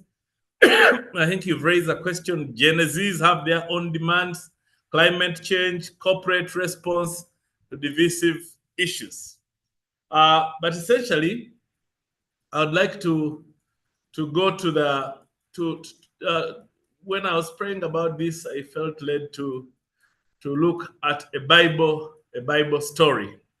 And the story is about a man called Uzziah. Uzziah was the 10th king of Judah. And is one of the greatest kings of Judah. He was 16 years old when he began to reign. And he reigned for 52 years, from 792 BC to 740 BC. And this story is from 2nd Chronicles, chapter 26. I really want us to follow the story of this leader. He replaced his father after the father's death. His other name was Azariah, as mentioned in 1 Kings. And all the people of Judah took Uzziah. He built Eloth and restored it to Judah. He did what was right in the eyes of the Lord, and according to all that his father Messiah had done. He set himself to seek God in the days of Zechariah, who instructed him in the fear of the Lord. As long as he sought the Lord, God made him prosper. He also built towers in the wilderness and dug many cisterns, because he had much livestock in the foothills and in the plain. He had people working his fields and vineyards in the hills and the fertile lands, for he loved the soil. He used modern weapons and which were invented in Jerusalem. He had 3,000 top commanders from his family, but these supervised another 300 also thousand soldiers. But after Zechariah, the prophet's death, Uzziah became proud and broke God's laws. So that is the story of Uzziah, the king of Judah. And I wanted us to go slowly through his story, which I think has a lot of things that we can learn from. The first thing we'd like to say is that Uzziah was raised well. by a father. Father taught him the right things so that when he became king, it wasn't difficult for him to do the right thing. And I think that really speaks to the role of parents. Parents have a role to raise their children properly. Now, when you're a leader, I think the burden of the parent who is a leader is even more, because leadership runs in your blood. So it's important that you teach your child properly, just in case they become leaders. But he was identified. And here we see the issue of mandate. That people identified this 16-year-old and made him king. So he enjoyed a wide mandate from the people. And if we are talking about leadership, it's important that a leader actually enjoys mandate. We've seen that leaders who don't have mandate have to struggle a lot. There'll be strikes, there'll be demonstrations, you have to increase security budget, you have to do a lot of things when you don't have mandate. This 16-year-old had mandate. Nonetheless, he rebuilt Elath and restored it to Judah after his father had died. So he was a man who was restoring. As a leader, you need to be restoring what has broken down and to do it quickly. One of the problems we face in Africa is that our maintenance culture is very poor.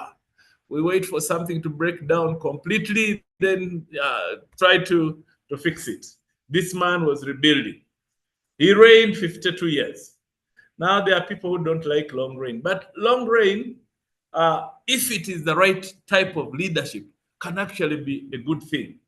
When you have many of the investors around the world, when they are considering where to invest, they prefer to go to a place that is deemed stable. What is a stable country? Stable country is where people do not anticipate frequent changes of government. Because when there are frequent changes of government, it also means that policies will change. Each government will have its own philosophy and its own policies. And investors would like to be a bit more certain about what's going to happen. And I think in the 70s, there was that fear when the communism was still sweeping around the world, that many countries would wait for investors to invest, then nationalize their assets. And the nationalization would just happen by an announcement. It says, from now on, we've taken over this company, that company, the other company. They now belong to us. And of course, the citizens would be happy. Like it happened here in Uganda, in the 70s, when President Idi Amin sent away the Indians and says, well, we want Uganda to take control of the economy. So it has actually happened in Uganda, and it has happened in many places. So one of the advantages of a long reign is that people can predict. They know how the leader behaves. They know how the leader thinks.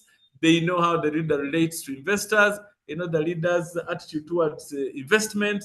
They know the tax regime and so on. So this is why long reign is not always bad. Of course, it can be a problem when the person is in long reign but reinforces bad practices.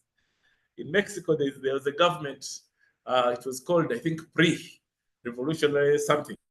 It ruled for 71 years.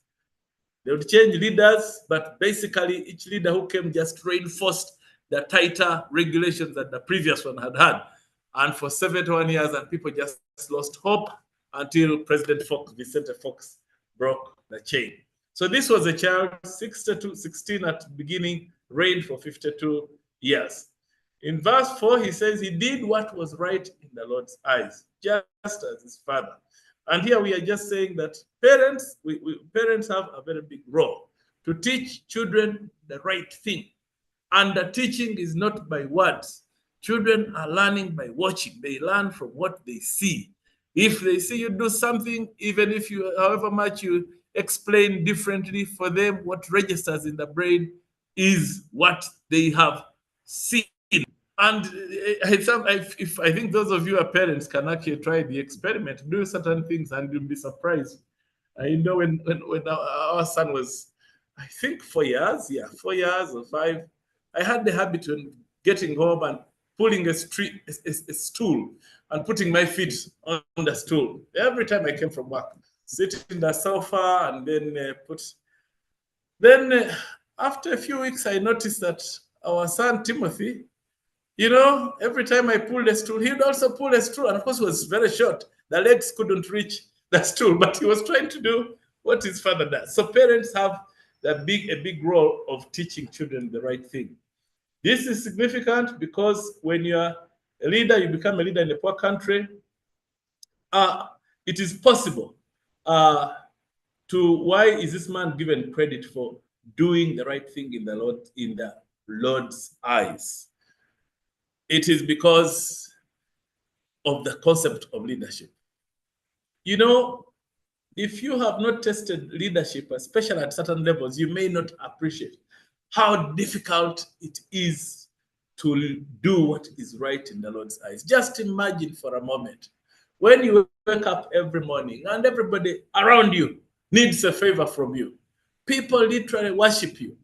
People are praying and fasting for a meeting. If you say, I'm going to meet you for 10 minutes, the people are preparing to come and spend those 10 minutes. You have the power to raise those you choose to raise, to pull down those you don't want. You have to raise to create wealth and give it to whoever you choose. So the temptation for people in leadership to turn away from God is very high because there is a lot of power, human power in leadership. So this man had chosen, Uzziah had chosen to obey the Lord. When you empower, all your life's longings are suddenly brought to you. There are things, we all have our own cravings. Some are public, some are secret. Things that really, if I had the power and had access to budget, I would do this and do the other. Now all those things become possible because everything is brought to you. You don't even have to ask. Very difficult things are made easy. You make an order and people obey. People will follow. You say, now, can we do this? Because somebody do. Sometimes you don't even have to specify who. And 5 people run to do what you've ordered them to do because you have power. Then you get admired. You everywhere you go, people are saying nice things to you. It's such a great honor that you come. Your coming here is a great demonstration of this and that, your commitment, your goodness, your greatness, your wisdom. That's what people are saying to you every day. So for you to know and say, I'm going to do what is right and give glory back to God is indeed a significant thing. Then he sought God during Zechariah's time, who instructed him in the fear of God. And as long as he sought the Lord, God gave him success. So we see that this man is not just relying on what the father taught him. He actually has a prophet around him who keeps him on the straight and narrow. He had a fellowship, somebody who kept the fear of the Lord in him, saying, by the way, you are a king, but there is a power that is stronger and above you that gives you the blessing. And the verse says, as long as he sought the Lord, God gave him success. Do we see that even as Christians, many times our success actually belongs on the Lord, that when you are right with God, things that you touch, the Lord just blesses. There's some difficult situations, God gives you wisdom. And sometimes it's just a whisper, sometimes it's a word from somebody else, sometimes it's a circumstance just changes. But as long as you are right with God, you have great success. Verse 6, he says, he went to war against Philistines, broke down the walls of Gether and Ashdod, rebuilt towns near Ashdod and elsewhere. He developed areas that were not in his own area. I think this was also a very interesting thing, that this man would conquer places, break down what he finds, but again, rebuild in the areas, having conquered. So, do our leaders take a national view of their work? When we are doing our work, those of you who have oversight responsibility, do we take a national view that irrespective of where you are, if something in a place needs help, you actually offer the help? Do you know why Africa is struggling to unite? Every time I hear the leaders talk about why we need to unite, why do we need federation, why Africa should be one nation like America, I keep wondering. The reasons are very strong. So you'll have a bigger market, you'll have a bigger population, you'll have resources, free movement, no visas, one nation. But I keep wondering, if it was that good, why are African leaders failing or refusing to submit? And my view, some of it is that there is a fear that when a leader comes from one country, maybe another country will not be served. And that has to be addressed because that's a genuine fear. Do we have commitment? Have we demonstrated an example that something is working, that when we come together as Africa, and if the leader is from Kenya, will that Kenyan leader look at Uganda the same way? Will they serve? Let's start with a small region like East Africa. Are we satisfied? Are we convinced that when people look, they will say, I think we need to federate because we can all share all our resources together. Many countries have not paid attention to their countries, and I think that is one of the reasons. That when the neighbors peep inside, maybe they don't like what they see. When they look inside, because they say, let's now come together. But when people say, if I join that person, you mean I'm going to experience what I see there? So they said, I'm not going to give up my modest livelihood. Let me stay as I am. You know that picture that I showed you, saying, my situation is bad enough. Let me keep it the way it is. We don't want to get into the unknown. In my view, we need, as Africa, I think we need to give ourselves some 5 or so years where each country should clean itself. Maybe a 5-year period of cleanup, housekeeping, where we go and polish up our countries, do certain things that make our neighbors admire us, put in place good governance, democracy, strengthen our economies, and so on. Because I think when we clean up, when we do a mop-up operation in our countries that make them attractive, the federation will actually come naturally. You know the challenge of, say, having a rich neighbor. I know when we were young, we were in a boarding school and in primary school. And we had children who are children of the rich. Their parents had cars and come to give them grub during the term. They bring them something to eat and so on. And I would see many children saying, those of us whose parents didn't have cars, saying, but you know, that person who comes is not even my father. My father is different. Why? Because the rich had that benefit. When you have wealth, when you are doing well, you attract friends, you attract people. A few years ago, when we were in the UK, there was a time, I think, when Poland joined the EU. Now, when Poland joined the EU, Polish people did not go to Germany or France. They had one destination when UK was still part of the EU. They all came to the UK. And when they got into the UK, of course, the Polish people had very good work ethic. They were hardworking. People are just, I remember our friends, the Africans who have been doing these small jobs, they were all threatened. They said now they have these Bazungu who have come, they have better work ethic. But what was bringing people from Poland into UK is because UK is a well-organized country. So for me, that is the reason I would say that instead of forcing people, please, let's join, let's come together.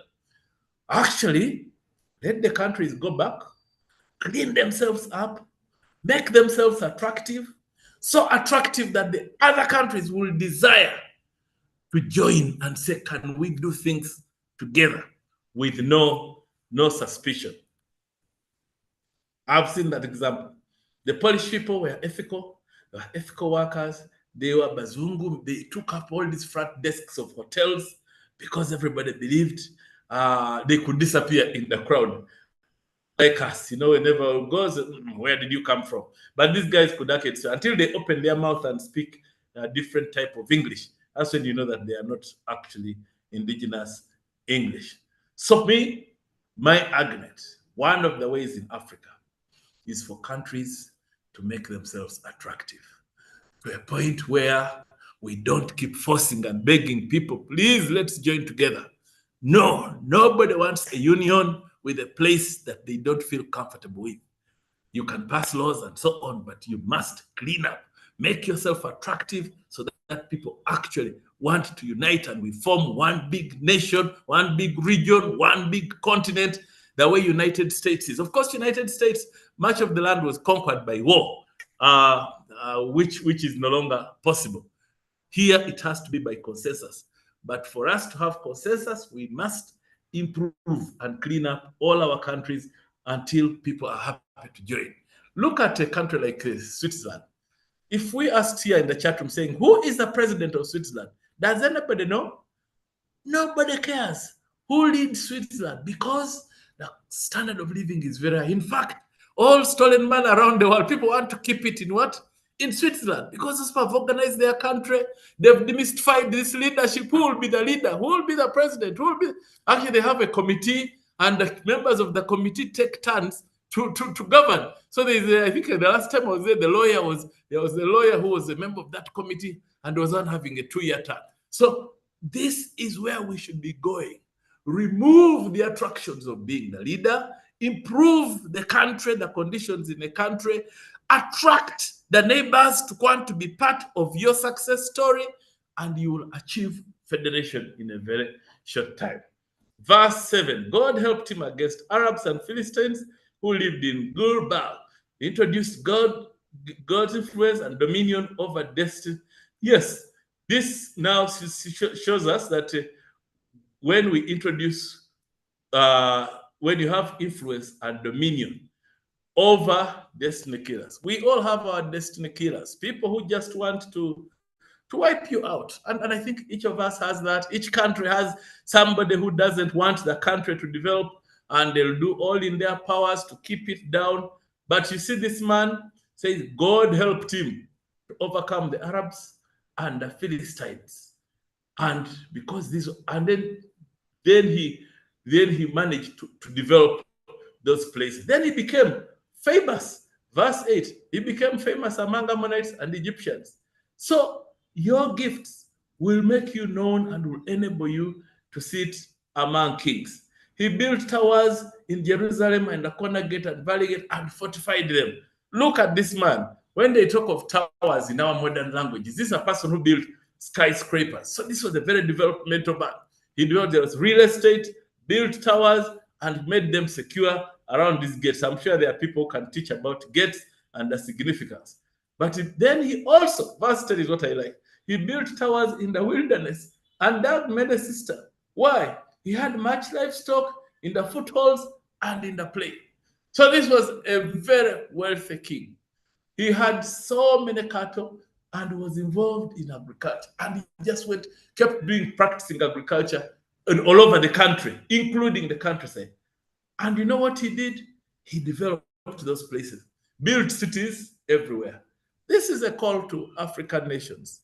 Please, when you're in charge, distribute wealth, distribute opportunity, distribute development across the whole country, in the villages and in towns. You can't just look after a city and say that is I'm ruling the whole country. No, distribute. And this man, because he was a farmer, he had many cows. So he used his own personal wealth to spread it around the whole country. And wherever he would go, then he would develop, build towers, produce water, and have his livestock. And then he said he would even create jobs. He would create jobs, offer people to work, offer them very good terms. I really liked this story. In Jeremiah 29:7, it says, seek the peace and prosperity of the city to which I have carried you into exile. Pray to the Lord for it, because if it prospers, you too will prosper. This is something that we should all do. That when you help, if you're the leader and you help everybody prosper, you too prosper. That's what this man, he didn't keep his cows in his village. No, he just spread them around. Then he did gardens, and then employed. He created employment. When you create employment, people will flock to you for opportunities. So if which of these African countries can also create employment opportunities, you won't need to write protocols. Come, people will just come because people, you've seen the migration issue.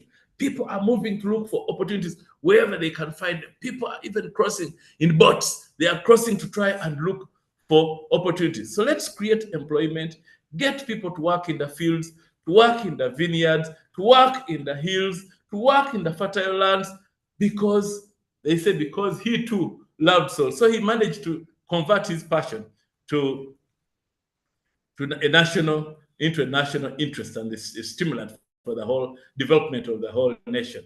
Then he had a well-trained army, which was ready to go out by divisions under the command of senior palace officials. Verse 12 says he had 2,600 family members who were leaders of the army. Then 307 men under their command. Why do people use families? It's a question of trust. People use families not because, I mean, some people, it's not because they want to be selfish, but there comes a time when you want to have people whom you can trust and rely on. And this one had 2,600 and who were supervising 307,000. And they were trained for war, a powerful force.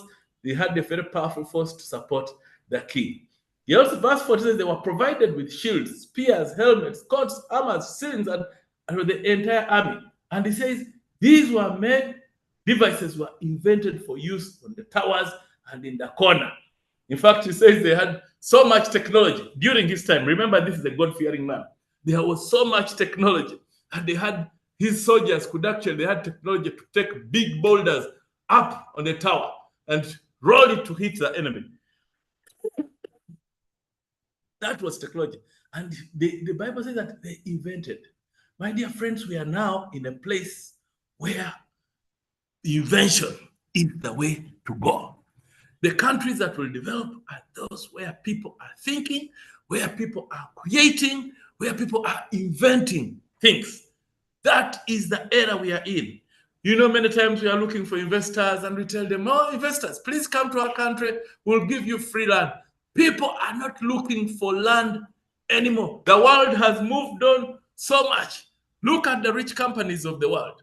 What do? How much land do they need? Jeff Bezos of Amazon, just carrying parcels around, judging books and so on. Does he need land? No. Look at the man of Facebook. Facebook, what is Facebook? Facebook is a product of what they call the attention industry. Attention industry is something that people have designed. I think I've read The Psychology of Man and said actually human being likes attention. So they've created attention. Have you noticed that when if you want to buy something online, even a tomato, say I want a kilo of tomatoes online. I think people do it in Europe. I think even here, there are companies that are asking for people to buy something online. But do you realize that they are going to ask you 1,000 questions? Tell us your name, first name, last name, date of birth, gender, location, address, profession. This and why are the companies doing that? That is called, because this is what a process called mass digitalization that is going on around the world. Mass digitalization, where they collect so much information that they really shouldn't need. That information that is not necessary for tomatoes. But somebody saying, yes, give me all this information. And when it is given to them, then they process it. Then they develop it through algorithms. They say, okay, what are this person's tastes? You know, have you wondered why when you switch on YouTube, somehow the things you like are the ones that show up? But somebody else will also switch on and it will choose something else. Why? Because you are being profiled, the things you like. If you like to listen to hymns, you'll suddenly see 1,000 hymns coming. You choose this one. If you like business, if you like comedians, they'll be having comedians. You want Ugandan things. So this is because of a process called mass digitalization. That when people, there are companies that are collecting all this data, they collect it, they analyze it, they profile each of us, and then they bombard you with the fix, suggestions. I think you may want to watch. I think you may want to buy this. I think this is the new industry. The new industry is Technology, people are using technology, mass digitalization to profile people. People are inventing.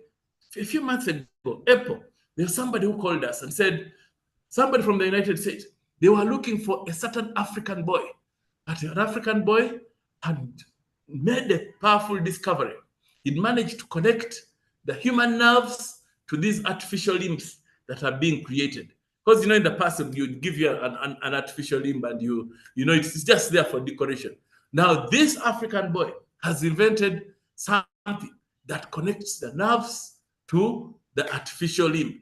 And companies are looking for this. They were looking for him. Even me, I got a call. Do you know this person who has discovered? Because he says he discovered and the boy disappeared. So companies in America are looking because he said this is the future. You can imagine being able to supply all the militaries of the world with artificial limbs, but which are connected to the nerves, because that basically gives you back your life. We are now in an era of invention. And this king rewarded invention. He was able to equip his army. He was able to equip his army with all sorts of sophisticated materials which were being used by the army. My dear friends, we are in an era of invention. We are in an era of technology. The things that we are offering the investors are not the things that they need right now. The world has moved on. Even these things we say, we're giving you tax waivers, come for our minerals and so on. The world is moving on. The world now wants invention, things that can attract attention of others, because that is used for marketing. So it's a development that we need to be looking at. What do people like? The book of Ephesians tells us that Paul in the book of Ephesians, he says that he was able, God gave him a special gift of revelation, to see mysteries, unfold mysteries, to demystify a lot of things that had been hidden even from people who were more senior than him in the faith. And that is the prayer we should be saying now. God, give us a revelation to be able to understand the things that that the world needs, because people pay you for the things they want.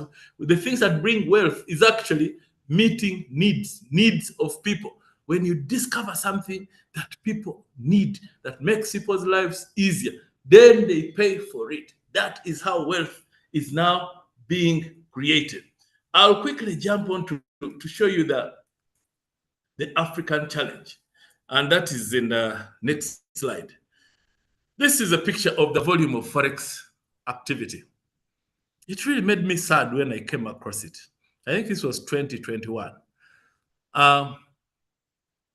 They are saying in 1979, the United Kingdom liberalized its economy. They actually got their money as the government and put it invested in stock exchange and foreign exchange.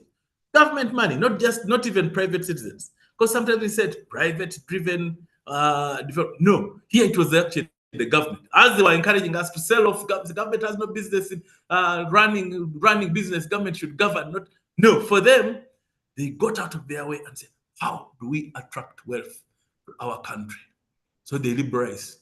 They said, we are opening up our market. They were not giving away land. No. They just said, we want people's money. Come and trade in London. Forex exchange, foreign stocks, and so on. So 1979, United Kingdom liberalizes. 1980, liberalizes. Say, please, anybody wants to trade on our foreign exchange, come in. We have no restrictions. So they ban. Then afterwards, I think there were a few other countries, United States also open, and then some third world, Brazil, Mexico, and so on, they all liberalized. But today, the foreign currency exchange, the amount of money that is exchanged every day in the world is reported to be about $7.2 trillion. Just think about that. $7.2 trillion every day is being exchanged. And you know where it is being exchanged? 43% of it is in London. Because sometimes you say, UK is a rich country. What do they produce? where they said for us we have financial services. Financial services is what they are trading in. So 43% of the $7.2 trillion that is exchanged every day around the world is being done in London. Just imagine how much commission the UK gets. 17% is being exchanged in the United States. 8% Singapore. 8% Hong Kong. 5% Japan. 3% Switzerland. 2% France. 2% China. 2% Germany. 1% Australia. 1% and Canada. If you add up all that, I think you get to about 93% of the $7.2 trillion that are being exchanged every day. And what happens when you are exchanging? Exchange happens when people are involved in imports, exports of goods, services, and capital. That is when the exchange actually happens. So people convert money from local currencies to US dollars. 7.2 trillion. Can you imagine? These countries, how many are they? 1, 2, 3, 4, 5, 6, 7, 8, 9, 10, 11. So they said that the rest of the world exchanges less than 7% of the 7.2 trillion. They distributed this one and said, if the 7.2 trillion was to be distributed to every citizen in the world, every human being, say each one would have about exchanging dollars, $900 a day. But the whole of Africa, 50-something countries, plus another 100-something countries, are only involved in less than 7% of the exchange rate. But how did they do this? It's because in 1979, the United Kingdom, with foresight, said, open up your markets. We are going to open up our markets so that people bring their money here. Just imagine if we had money. By the way, if Africa, even if somebody gave us that kind of money, do we know what to do with it? Do we know if somebody suddenly gave Uganda or Kenya, gave us $1 trillion? Says, what? Just imagine the shock and what the government or the people involved will be doing with that money. So we need to tap into where the world is going. Africa has been left behind. We have had a historic, and I thank Professor very much for his explanation, that we are dealing with a long-term problem, but we cannot afford to wait. We cannot afford to wait and say, since it's a long-term problem, we are going to take another 100 years or so, because the world is moving so quickly. The world is moving at a pace. Nobody can cope with it anymore. So we can't afford. There have to be interventions. We have to inject ourselves in what is going on in the world. That is the new world. I think my time is really spent, but I thought I should share those thoughts. The world is moving. There are changes that are happening. The economy will only develop if we get the revelation like this man. This man did not end well, because after his prophet died, then he waned in his faith. He became proud. The pride got to his head. He now took over the role of the prophet, priests, and he was punished. God punished him and suffered leprosy. I will stop there for now. Thank you. Yes, thank you. Thank you so much, Dr. George, for that great sharing. One which really puts into perspective even what we received in the first keynote speech. It's really great, and you can see even from the chat section, we have a lot of hand claps that are being sent out there, because really putting into perspective the fact that even based on biblical principle, we have a blueprint where we can base on to say this is what can drive Africa into the next phase of growth. This is what can drive us to move on to the next level, and it's really profound.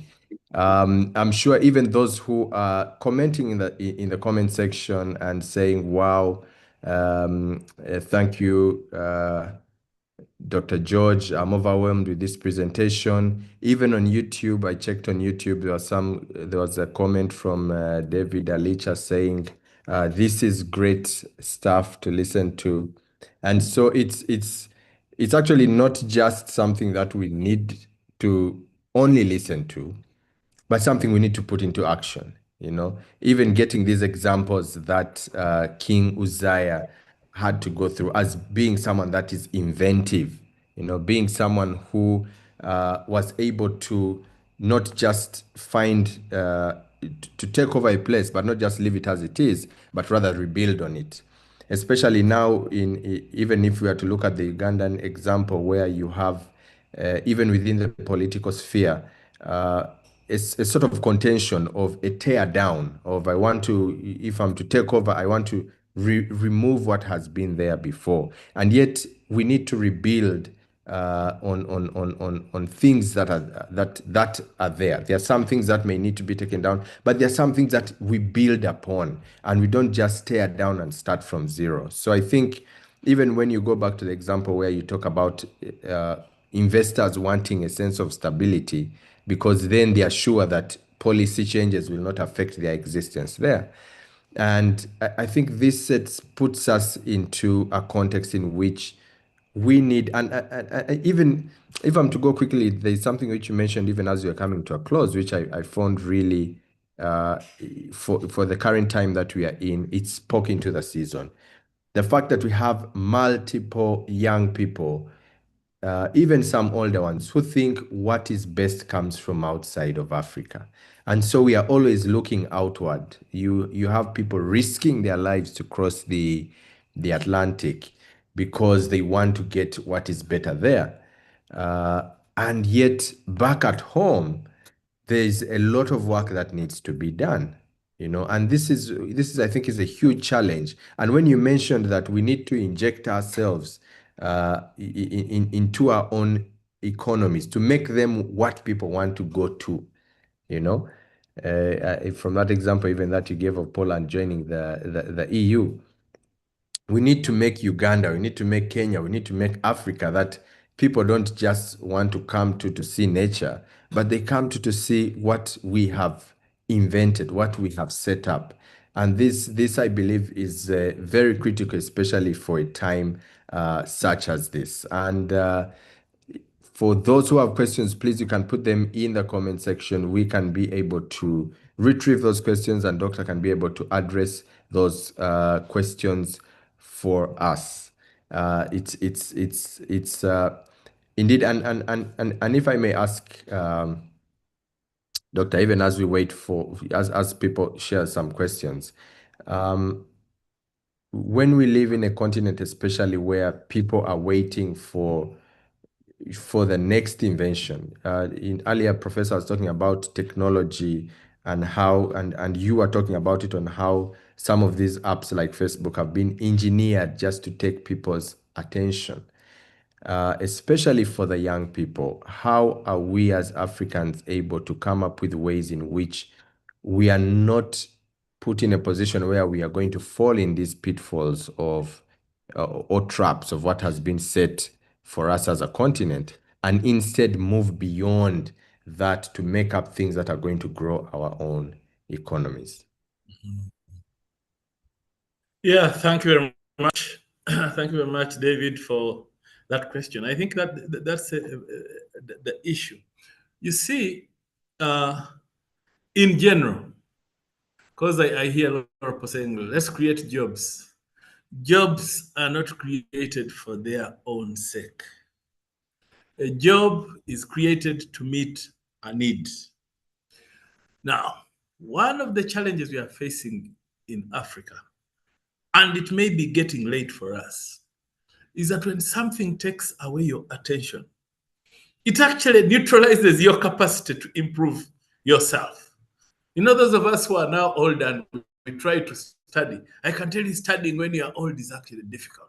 Because every time you open a book, then your thoughts go to the jaja, to the this, all the problems you have. If you are sick, you have all this, you are distracted. Distraction is a problem. And that's what the attention industry is doing, to make sure you are distracted. And the things are so attractive, TikTok. You open your phone like this, and the first thing is bombarding, and you have something that you'll see. Now, if something takes more than 2 minutes, that's a lot of time that's gone. And when it finishes, then another one comes up, and so on. We need a discipline. One, identify the problems in our immediate environment. What are the needs of our environment?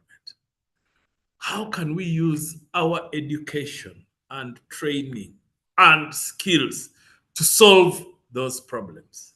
How do we convert the effort that we put into solving a problem into income? Because you see, when something is useful, then people are willing to pay for it. Just imagine the things. Data is a new concept. It wasn't there. Nonya data, I'm looking for data. No, it's new, but now we all look for it. When it gets finished off the phone, you immediately look for it. Now we need to find equivalents, those kind of things that people need, and find a solution. Because I keep hearing people saying, yes, we should find African problems, African solutions, African problems. We need to do so, but it requires attention. It requires killing. Because when you read Uzziah's story, then he says he had people who were skilled in Jerusalem.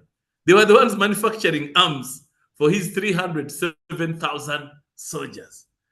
So, what are those things that we can use, can manufacture for the society in which we live? Especially us in Africa, there are so many needs, and we have so many young people who are creative, but we are all creating on things that other people have created.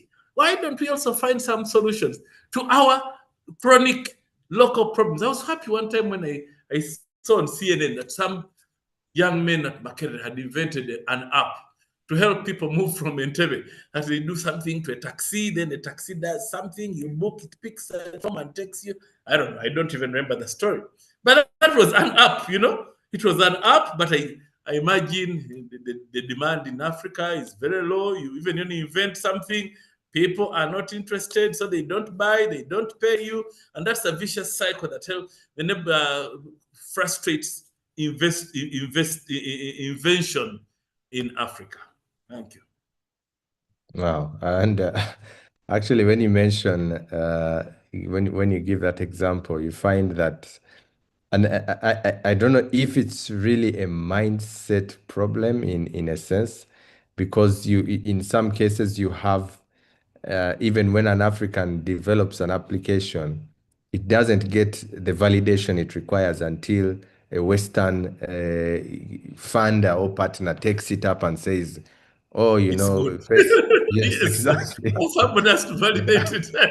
Yes. So yeah, it's something which is a question we still grapple with, of how do we go even beyond, how do we create that sense of self-worth, even as young people or Africans, so that we are able to address, or to appreciate our own inventions. It's a question which really I grapple with, and I think a number of people grapple with. There's a question here in the comment section from Joseph Zumasigi. He says, I just wanted to know whether there is a parallel African reference you could use to drive home your message, as you did with the biblical reference. I think he's saying, is there a case study from within Africa which we can use as um, sort of like a point to say we can use this as an example. This is a Uzziah of Africa. I think I'll skip that question. It's politically very difficult for me.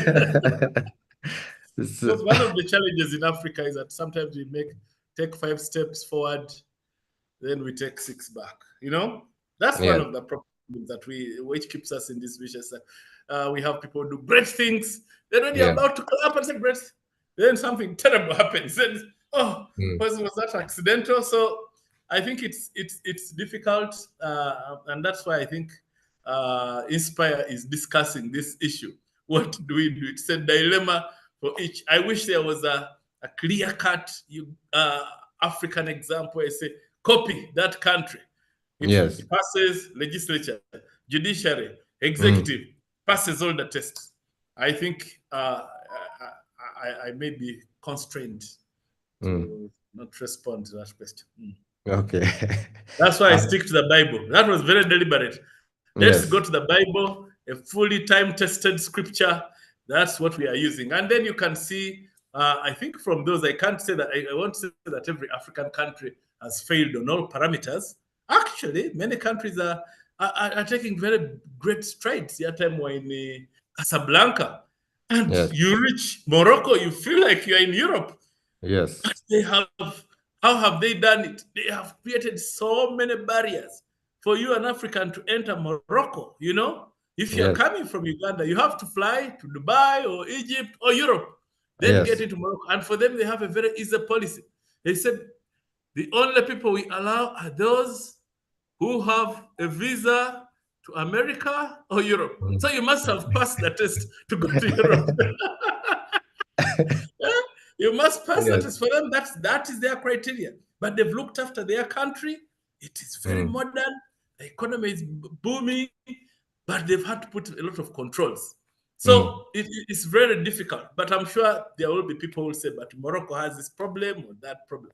So I Yes. think in Africa, it's difficult because we have to find a country which has a time-tested. Our democracies are still young, they are still new, but although it should not be an excuse to tolerate bad governance. Yes.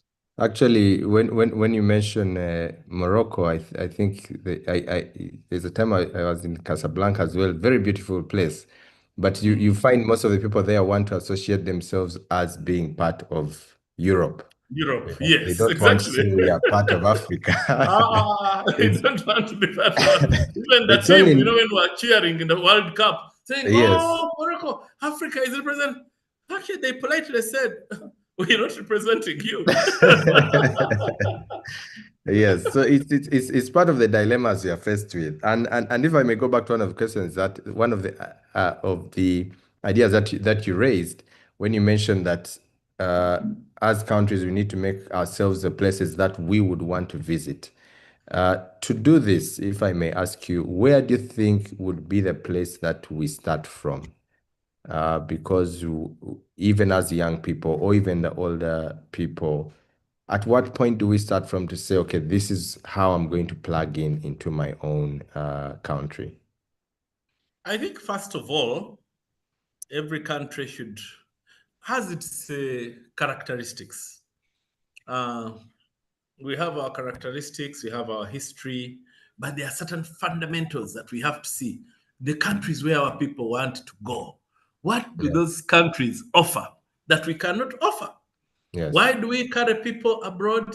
They are looking, one, employment. There are those who are just saying, I graduated 5 years ago and I have never got a job. Meaning our employment market is very small. Yes. So employment cannot be created artificially. In order to create employment, you need to industrialize. Industrialization, and industrialization is real. It's not having 2-3 factories that, we manufacture this. No. It's having many, Yes. And their policies, other countries have done it. How have they industrialized? I tell you, when we lived in Mexico, it's an example I keep giving of somebody who we're doing an office move from one building to another. And we had a committee which had been running for many, many weeks. So on this particular day, we agreed that I think let's meet again on Wednesday next week. It was a Thursday. We meet again. And there was this IT man who was very critical. When office moves, IT people are very critical. How do you move people's infrastructure to another place? Yes. So come Wednesday following week, the man did not show up. And we said, where is he? And we said, I don't know. He got a job over the weekend in the next building. So, that's the kind of thing we need to be creating. That people have options. We should have and the Mexico, what they've done is they had at that time, and this is many years ago, 20 years ago, 25 years ago, Mexico City had 26 million people in the city. They all ate the same food, tacos. So the rich person will eat tacos in Sheraton, pay $20. The poor man will pay 50 cents. also eat tacos. That's the only food they eat. But then they also have every family, they've encouraged every family to create a business. And when people create a business, they will hire a professional. One, the economy is not too big, but they say, let's have one person who knows what they're doing at the top, and we are going to pay for the salary they ask for. Then that person is the one who determines whom to hire and how much to pay them. So they have built so many the family business model that every family has to find something they do. It could be crafts, it could be so many little things, but things that the Mexicans need. Because if you have 26 million people, then they have different needs. But the biggest industry, obviously, is food, producing food. Every vehicle, you find all these vans packed here. They have food, they have tacos, somebody serving, and so on. So when you get local industries that can employ people and pay them, that is already a big issue. If you choose, because there are economic strategies that you can say. I've mentioned the UK, where it said, before, while everybody was protecting their economies, the UK said, no, we are going to do what? We're going to open up. When every other countries were closing. And what we don't want people to bring machines into UK. UK is a small place, but we want them to bring money. And for me, that used to puzzle me. Why does UK, how is it part of the G7 and so on? But yes, one big decision, and this is why we said we need the revelation, like Paul God said, you need the spirit of revelation. The big decision where they say, we are going to be champions. We want people to bring their money here. We are going to create security. We are going to make this place the most reliable, and everybody comes here. So they brought in money, and that's the money they're playing with up to now. At all these industries, everybody channels money through what? Through the UK. So we have to industrialize, create opportunities for people.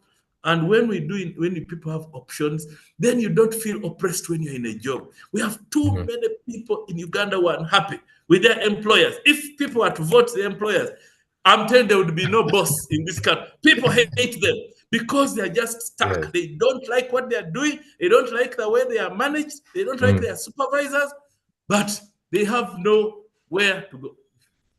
They have nowhere to go. So when you do industrialization, I think it's a campaign like the president of Uganda told, industrialize, then people have somewhere to go. I like when you travel to Jinja, that in the mornings when you're seeing those long lines of people. I wish they were doing something that pays them well. I don't think they are paid well. But if you have people who are paid well, those thousands of people, can you imagine the impact of those industries along that road? In the morning, a group is coming out. Another group is entering by the thousands. Now you need thousands of such installations so that people have an option. If I'm not happy with my boss here, I can ask for a job in another place. Thank you. Wow. So it actually still goes back to your point when you talk about innovation, that even as Africans, if we can also start innovating, build up industries, start making things, inventing our own forms of knowledge of doing things and making products out of that, I think is something profound which you mentioned. I think we'll have two more questions and then we will return to the main session and wrap up. And one of these comes from Oloyojok, and he says, Shalom, Elder. We have been talking about stock and market trading, and we know it is currency which is used. In our trading, we rely on foreign currencies. What do you see as the role of an African-owned currency in the transformation we foresee?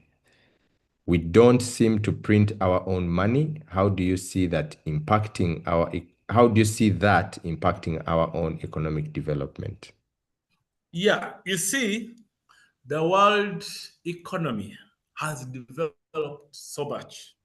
As I mentioned, that every day, people who are doing business, import, export, capital, are transacting 7.2 trillion. Many countries have tried to create their own currency.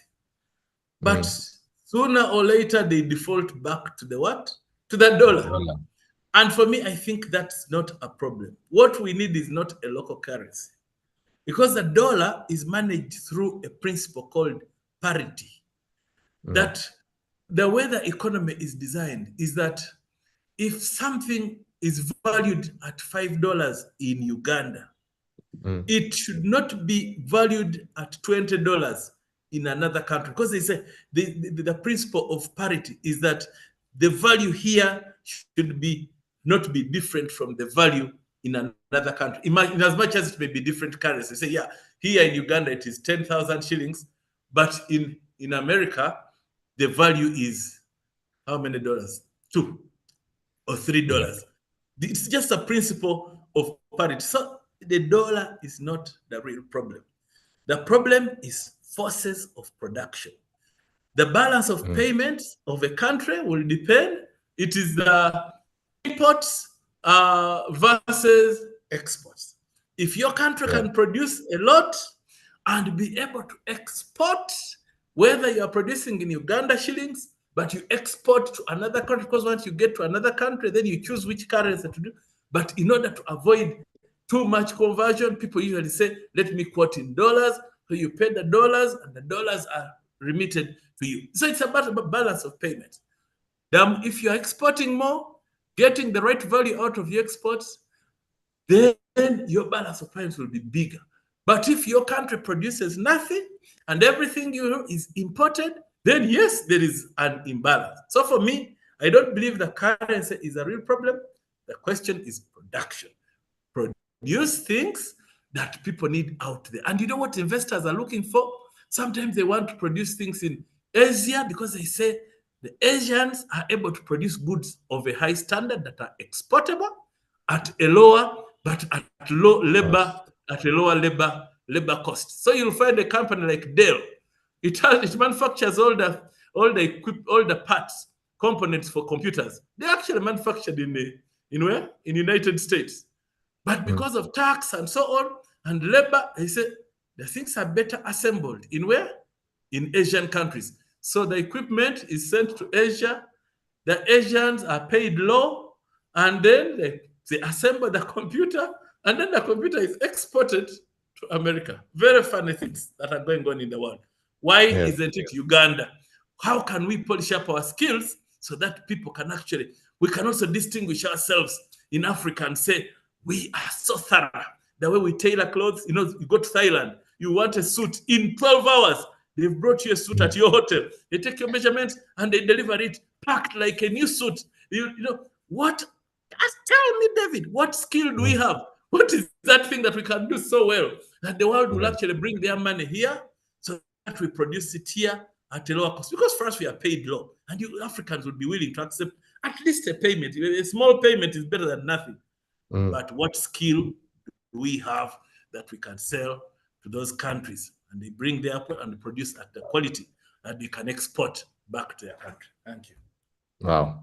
That is really profound. And you actually leave us with a great challenge to ask to ourselves, even for each one of us here, even those that have come back from the breakout room, what skill do we have as a continent that we can harness to make Uganda or make the African continent the place that will attract not just investors, will attract people to come to Africa, instead of having these mass outflows of people going to different places. We are fast spent for time, and we have some other questions, and so I think we will use this. There are some questions that were not addressed even at during the first keynote address, and so we will attempt to have each of them handled right now and see how many we can take on before we finally close. Welcome back those who have been in the other plenary session. I'm sure you are greatly inspired over that end, and I'm sure you have also taken some nuggets that will be useful going forward, inspiring you not just to have an uplifted spirit for today, but to do things like has been shared in our group this side, for us to take initiative, and have something that we are able to showcase to the world. As was speaking, Dr. George mentioned that even for Africa, it's time for us to stop following all the Western establishments. This has come, so let's just catch up. This has come, let's catch up. Let us also be part of those that are setting the trend where others are able to follow. So thank you so much. This has been a great sharing, even from the other plenary, Mr. David Kabiswa.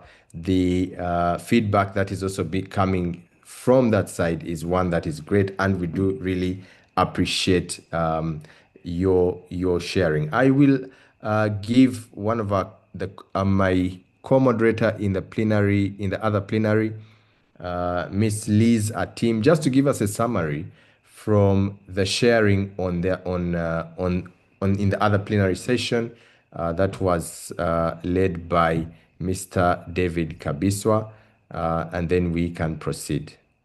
Over to you, Liz. Thank you so much, David.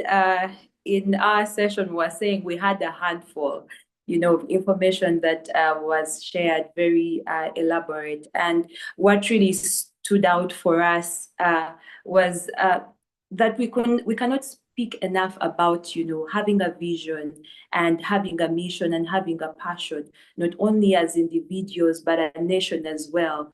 And we noted that for there to be proper leadership and governance in a nation, we ought to have a vision and mission as well, and passion. But one thing that was also emphasized was servant leadership. And we had a very distinct example of a leader from Singapore, and how he got a group of small people, and with his ethical and leadership skills, I was able to bring that nation to great success. So we noticed that servant leadership is very important. We are past, the days of command, the chain of command, and this is what I've said, do this. Servant leadership is important, not only in governance, but also in our families, in the church. And he mentioned that it's sad that even in the church, there are churches with, leaders that are not really manifesting through the servant leadership. So that was something that really stood out for us. Back to you, Dave. Surely, like you mentioned, it was indeed a handful. I will make it a point to go back and watch the recording on YouTube so that I do not miss out also on what happened in the other group.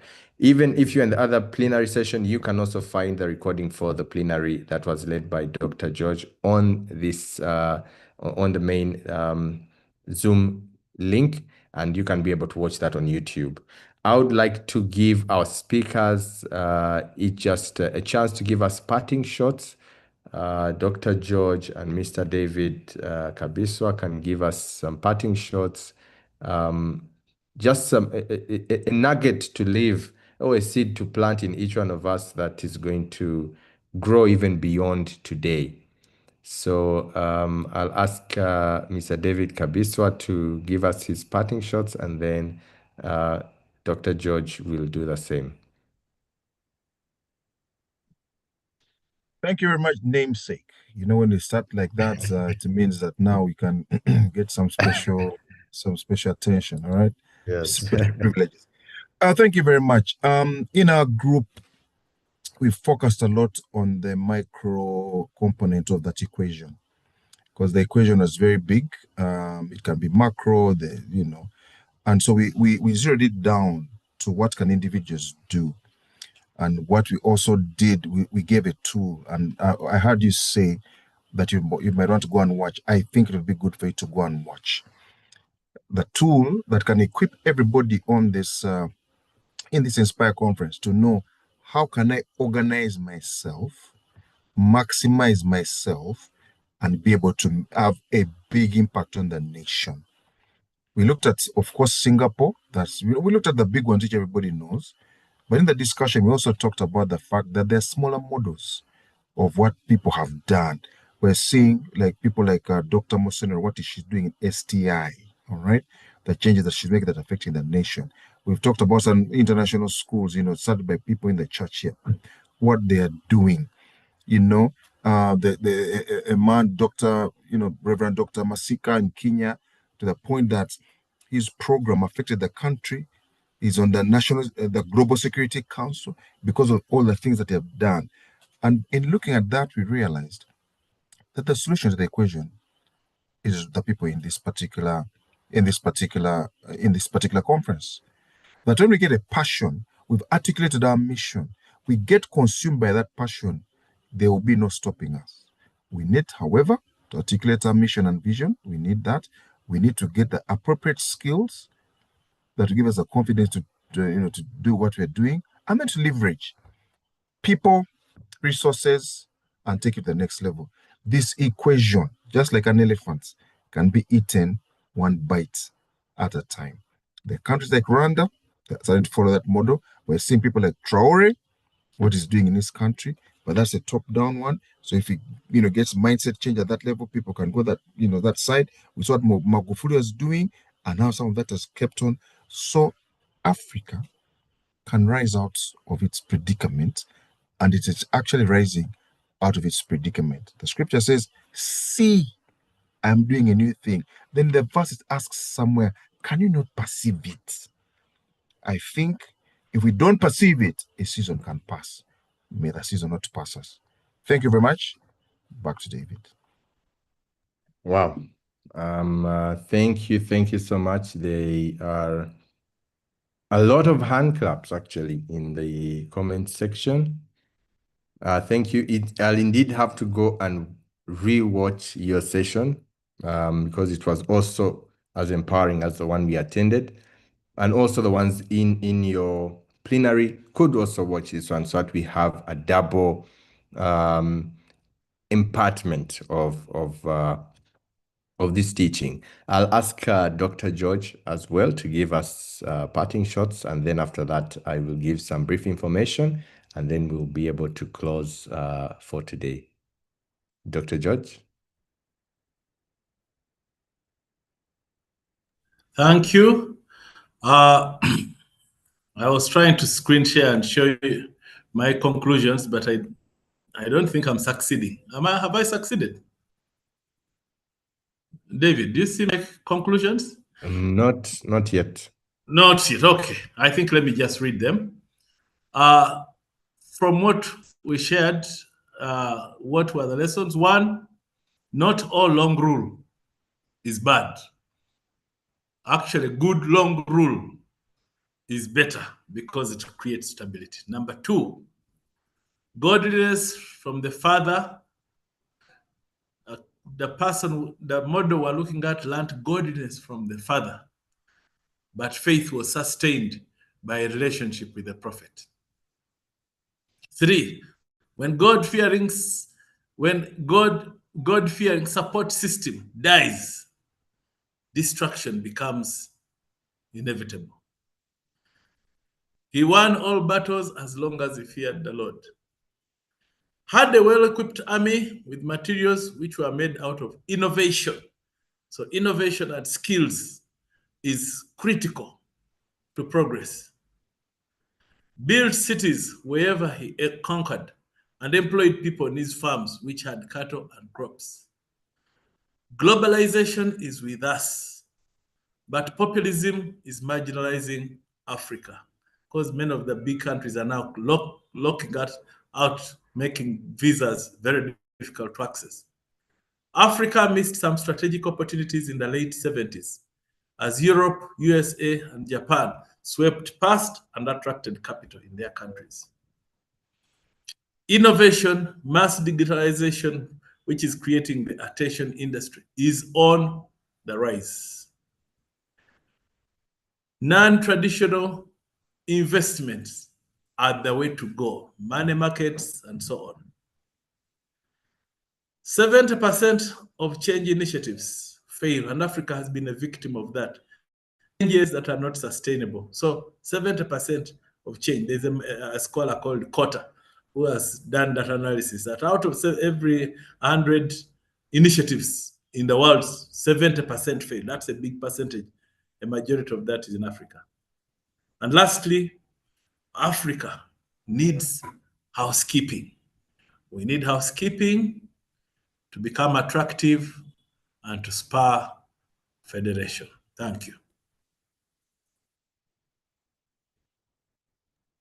Yes, thank you so much, Doctor, for that inspiring and insightful summary and closure of your sharing, but even for leaving us with that nugget that we can plant in each of our lives to ensure we leave this place not the same, not the way we came, but we live with an inspiration that is going to grow and inspire others as well.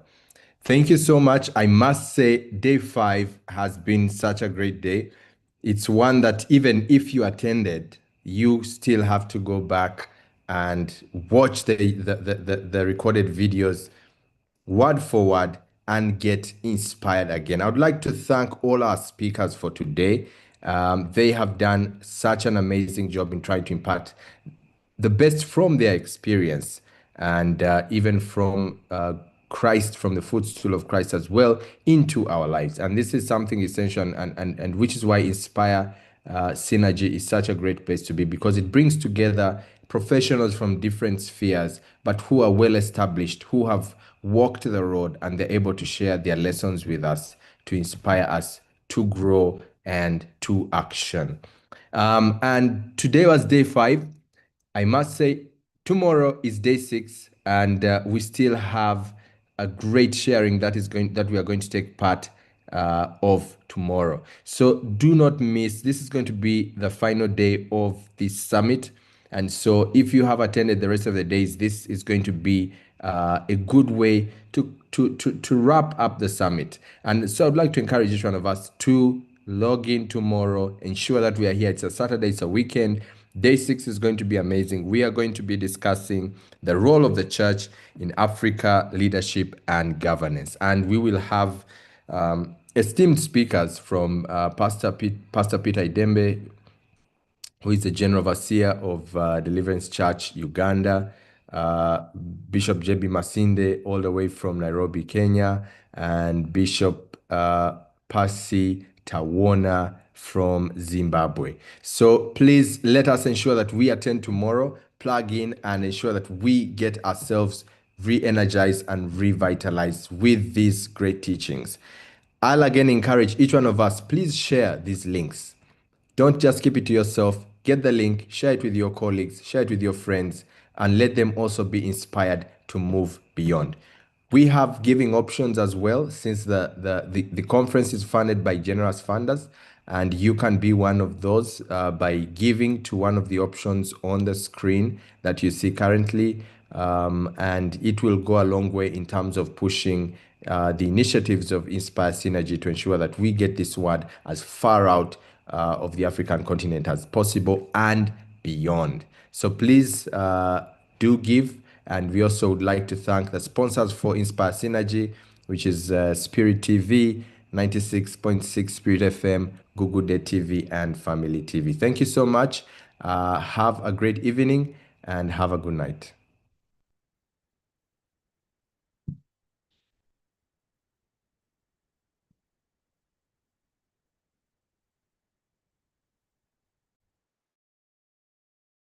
So this next song is very simple. It says, creation groans in anticipation for sons to get up and take position. There is no more room for procrastination. You must arise. Do you agree with me? Do you agree you must arise? Do you agree you must arise?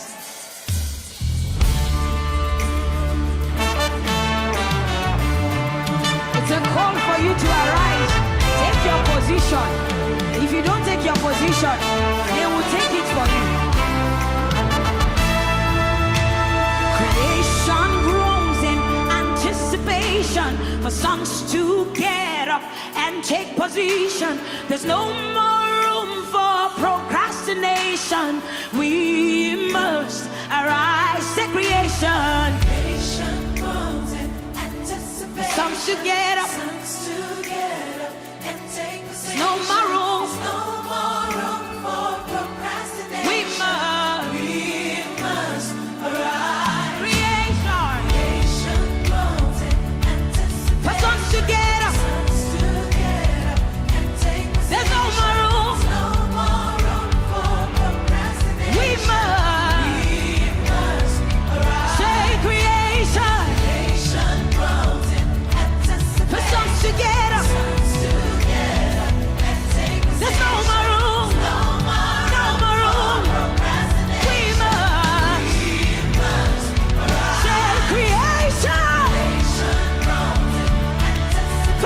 together. There's no more room. No more room. We must. Yeah. We ascend the highest mountain. It's the mountain of the Lord. By the blood, by the word, by the Spirit. We ascend the highest mountain. It is the mountain of the Lord. How do you ascend? How do you ascend? Oh, say we ascend the highest mountain. It is the mountain of the Lord. How do you ascend?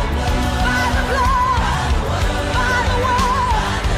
Oh, say we ascend the highest mountain. It is the mountain of the Lord. How do you ascend? How do you ascend? Yes. Oh, we bring order, we bring fire, we bring light to a dark generation. We bring judgment, we bring justice, we bring truth to a lost generation.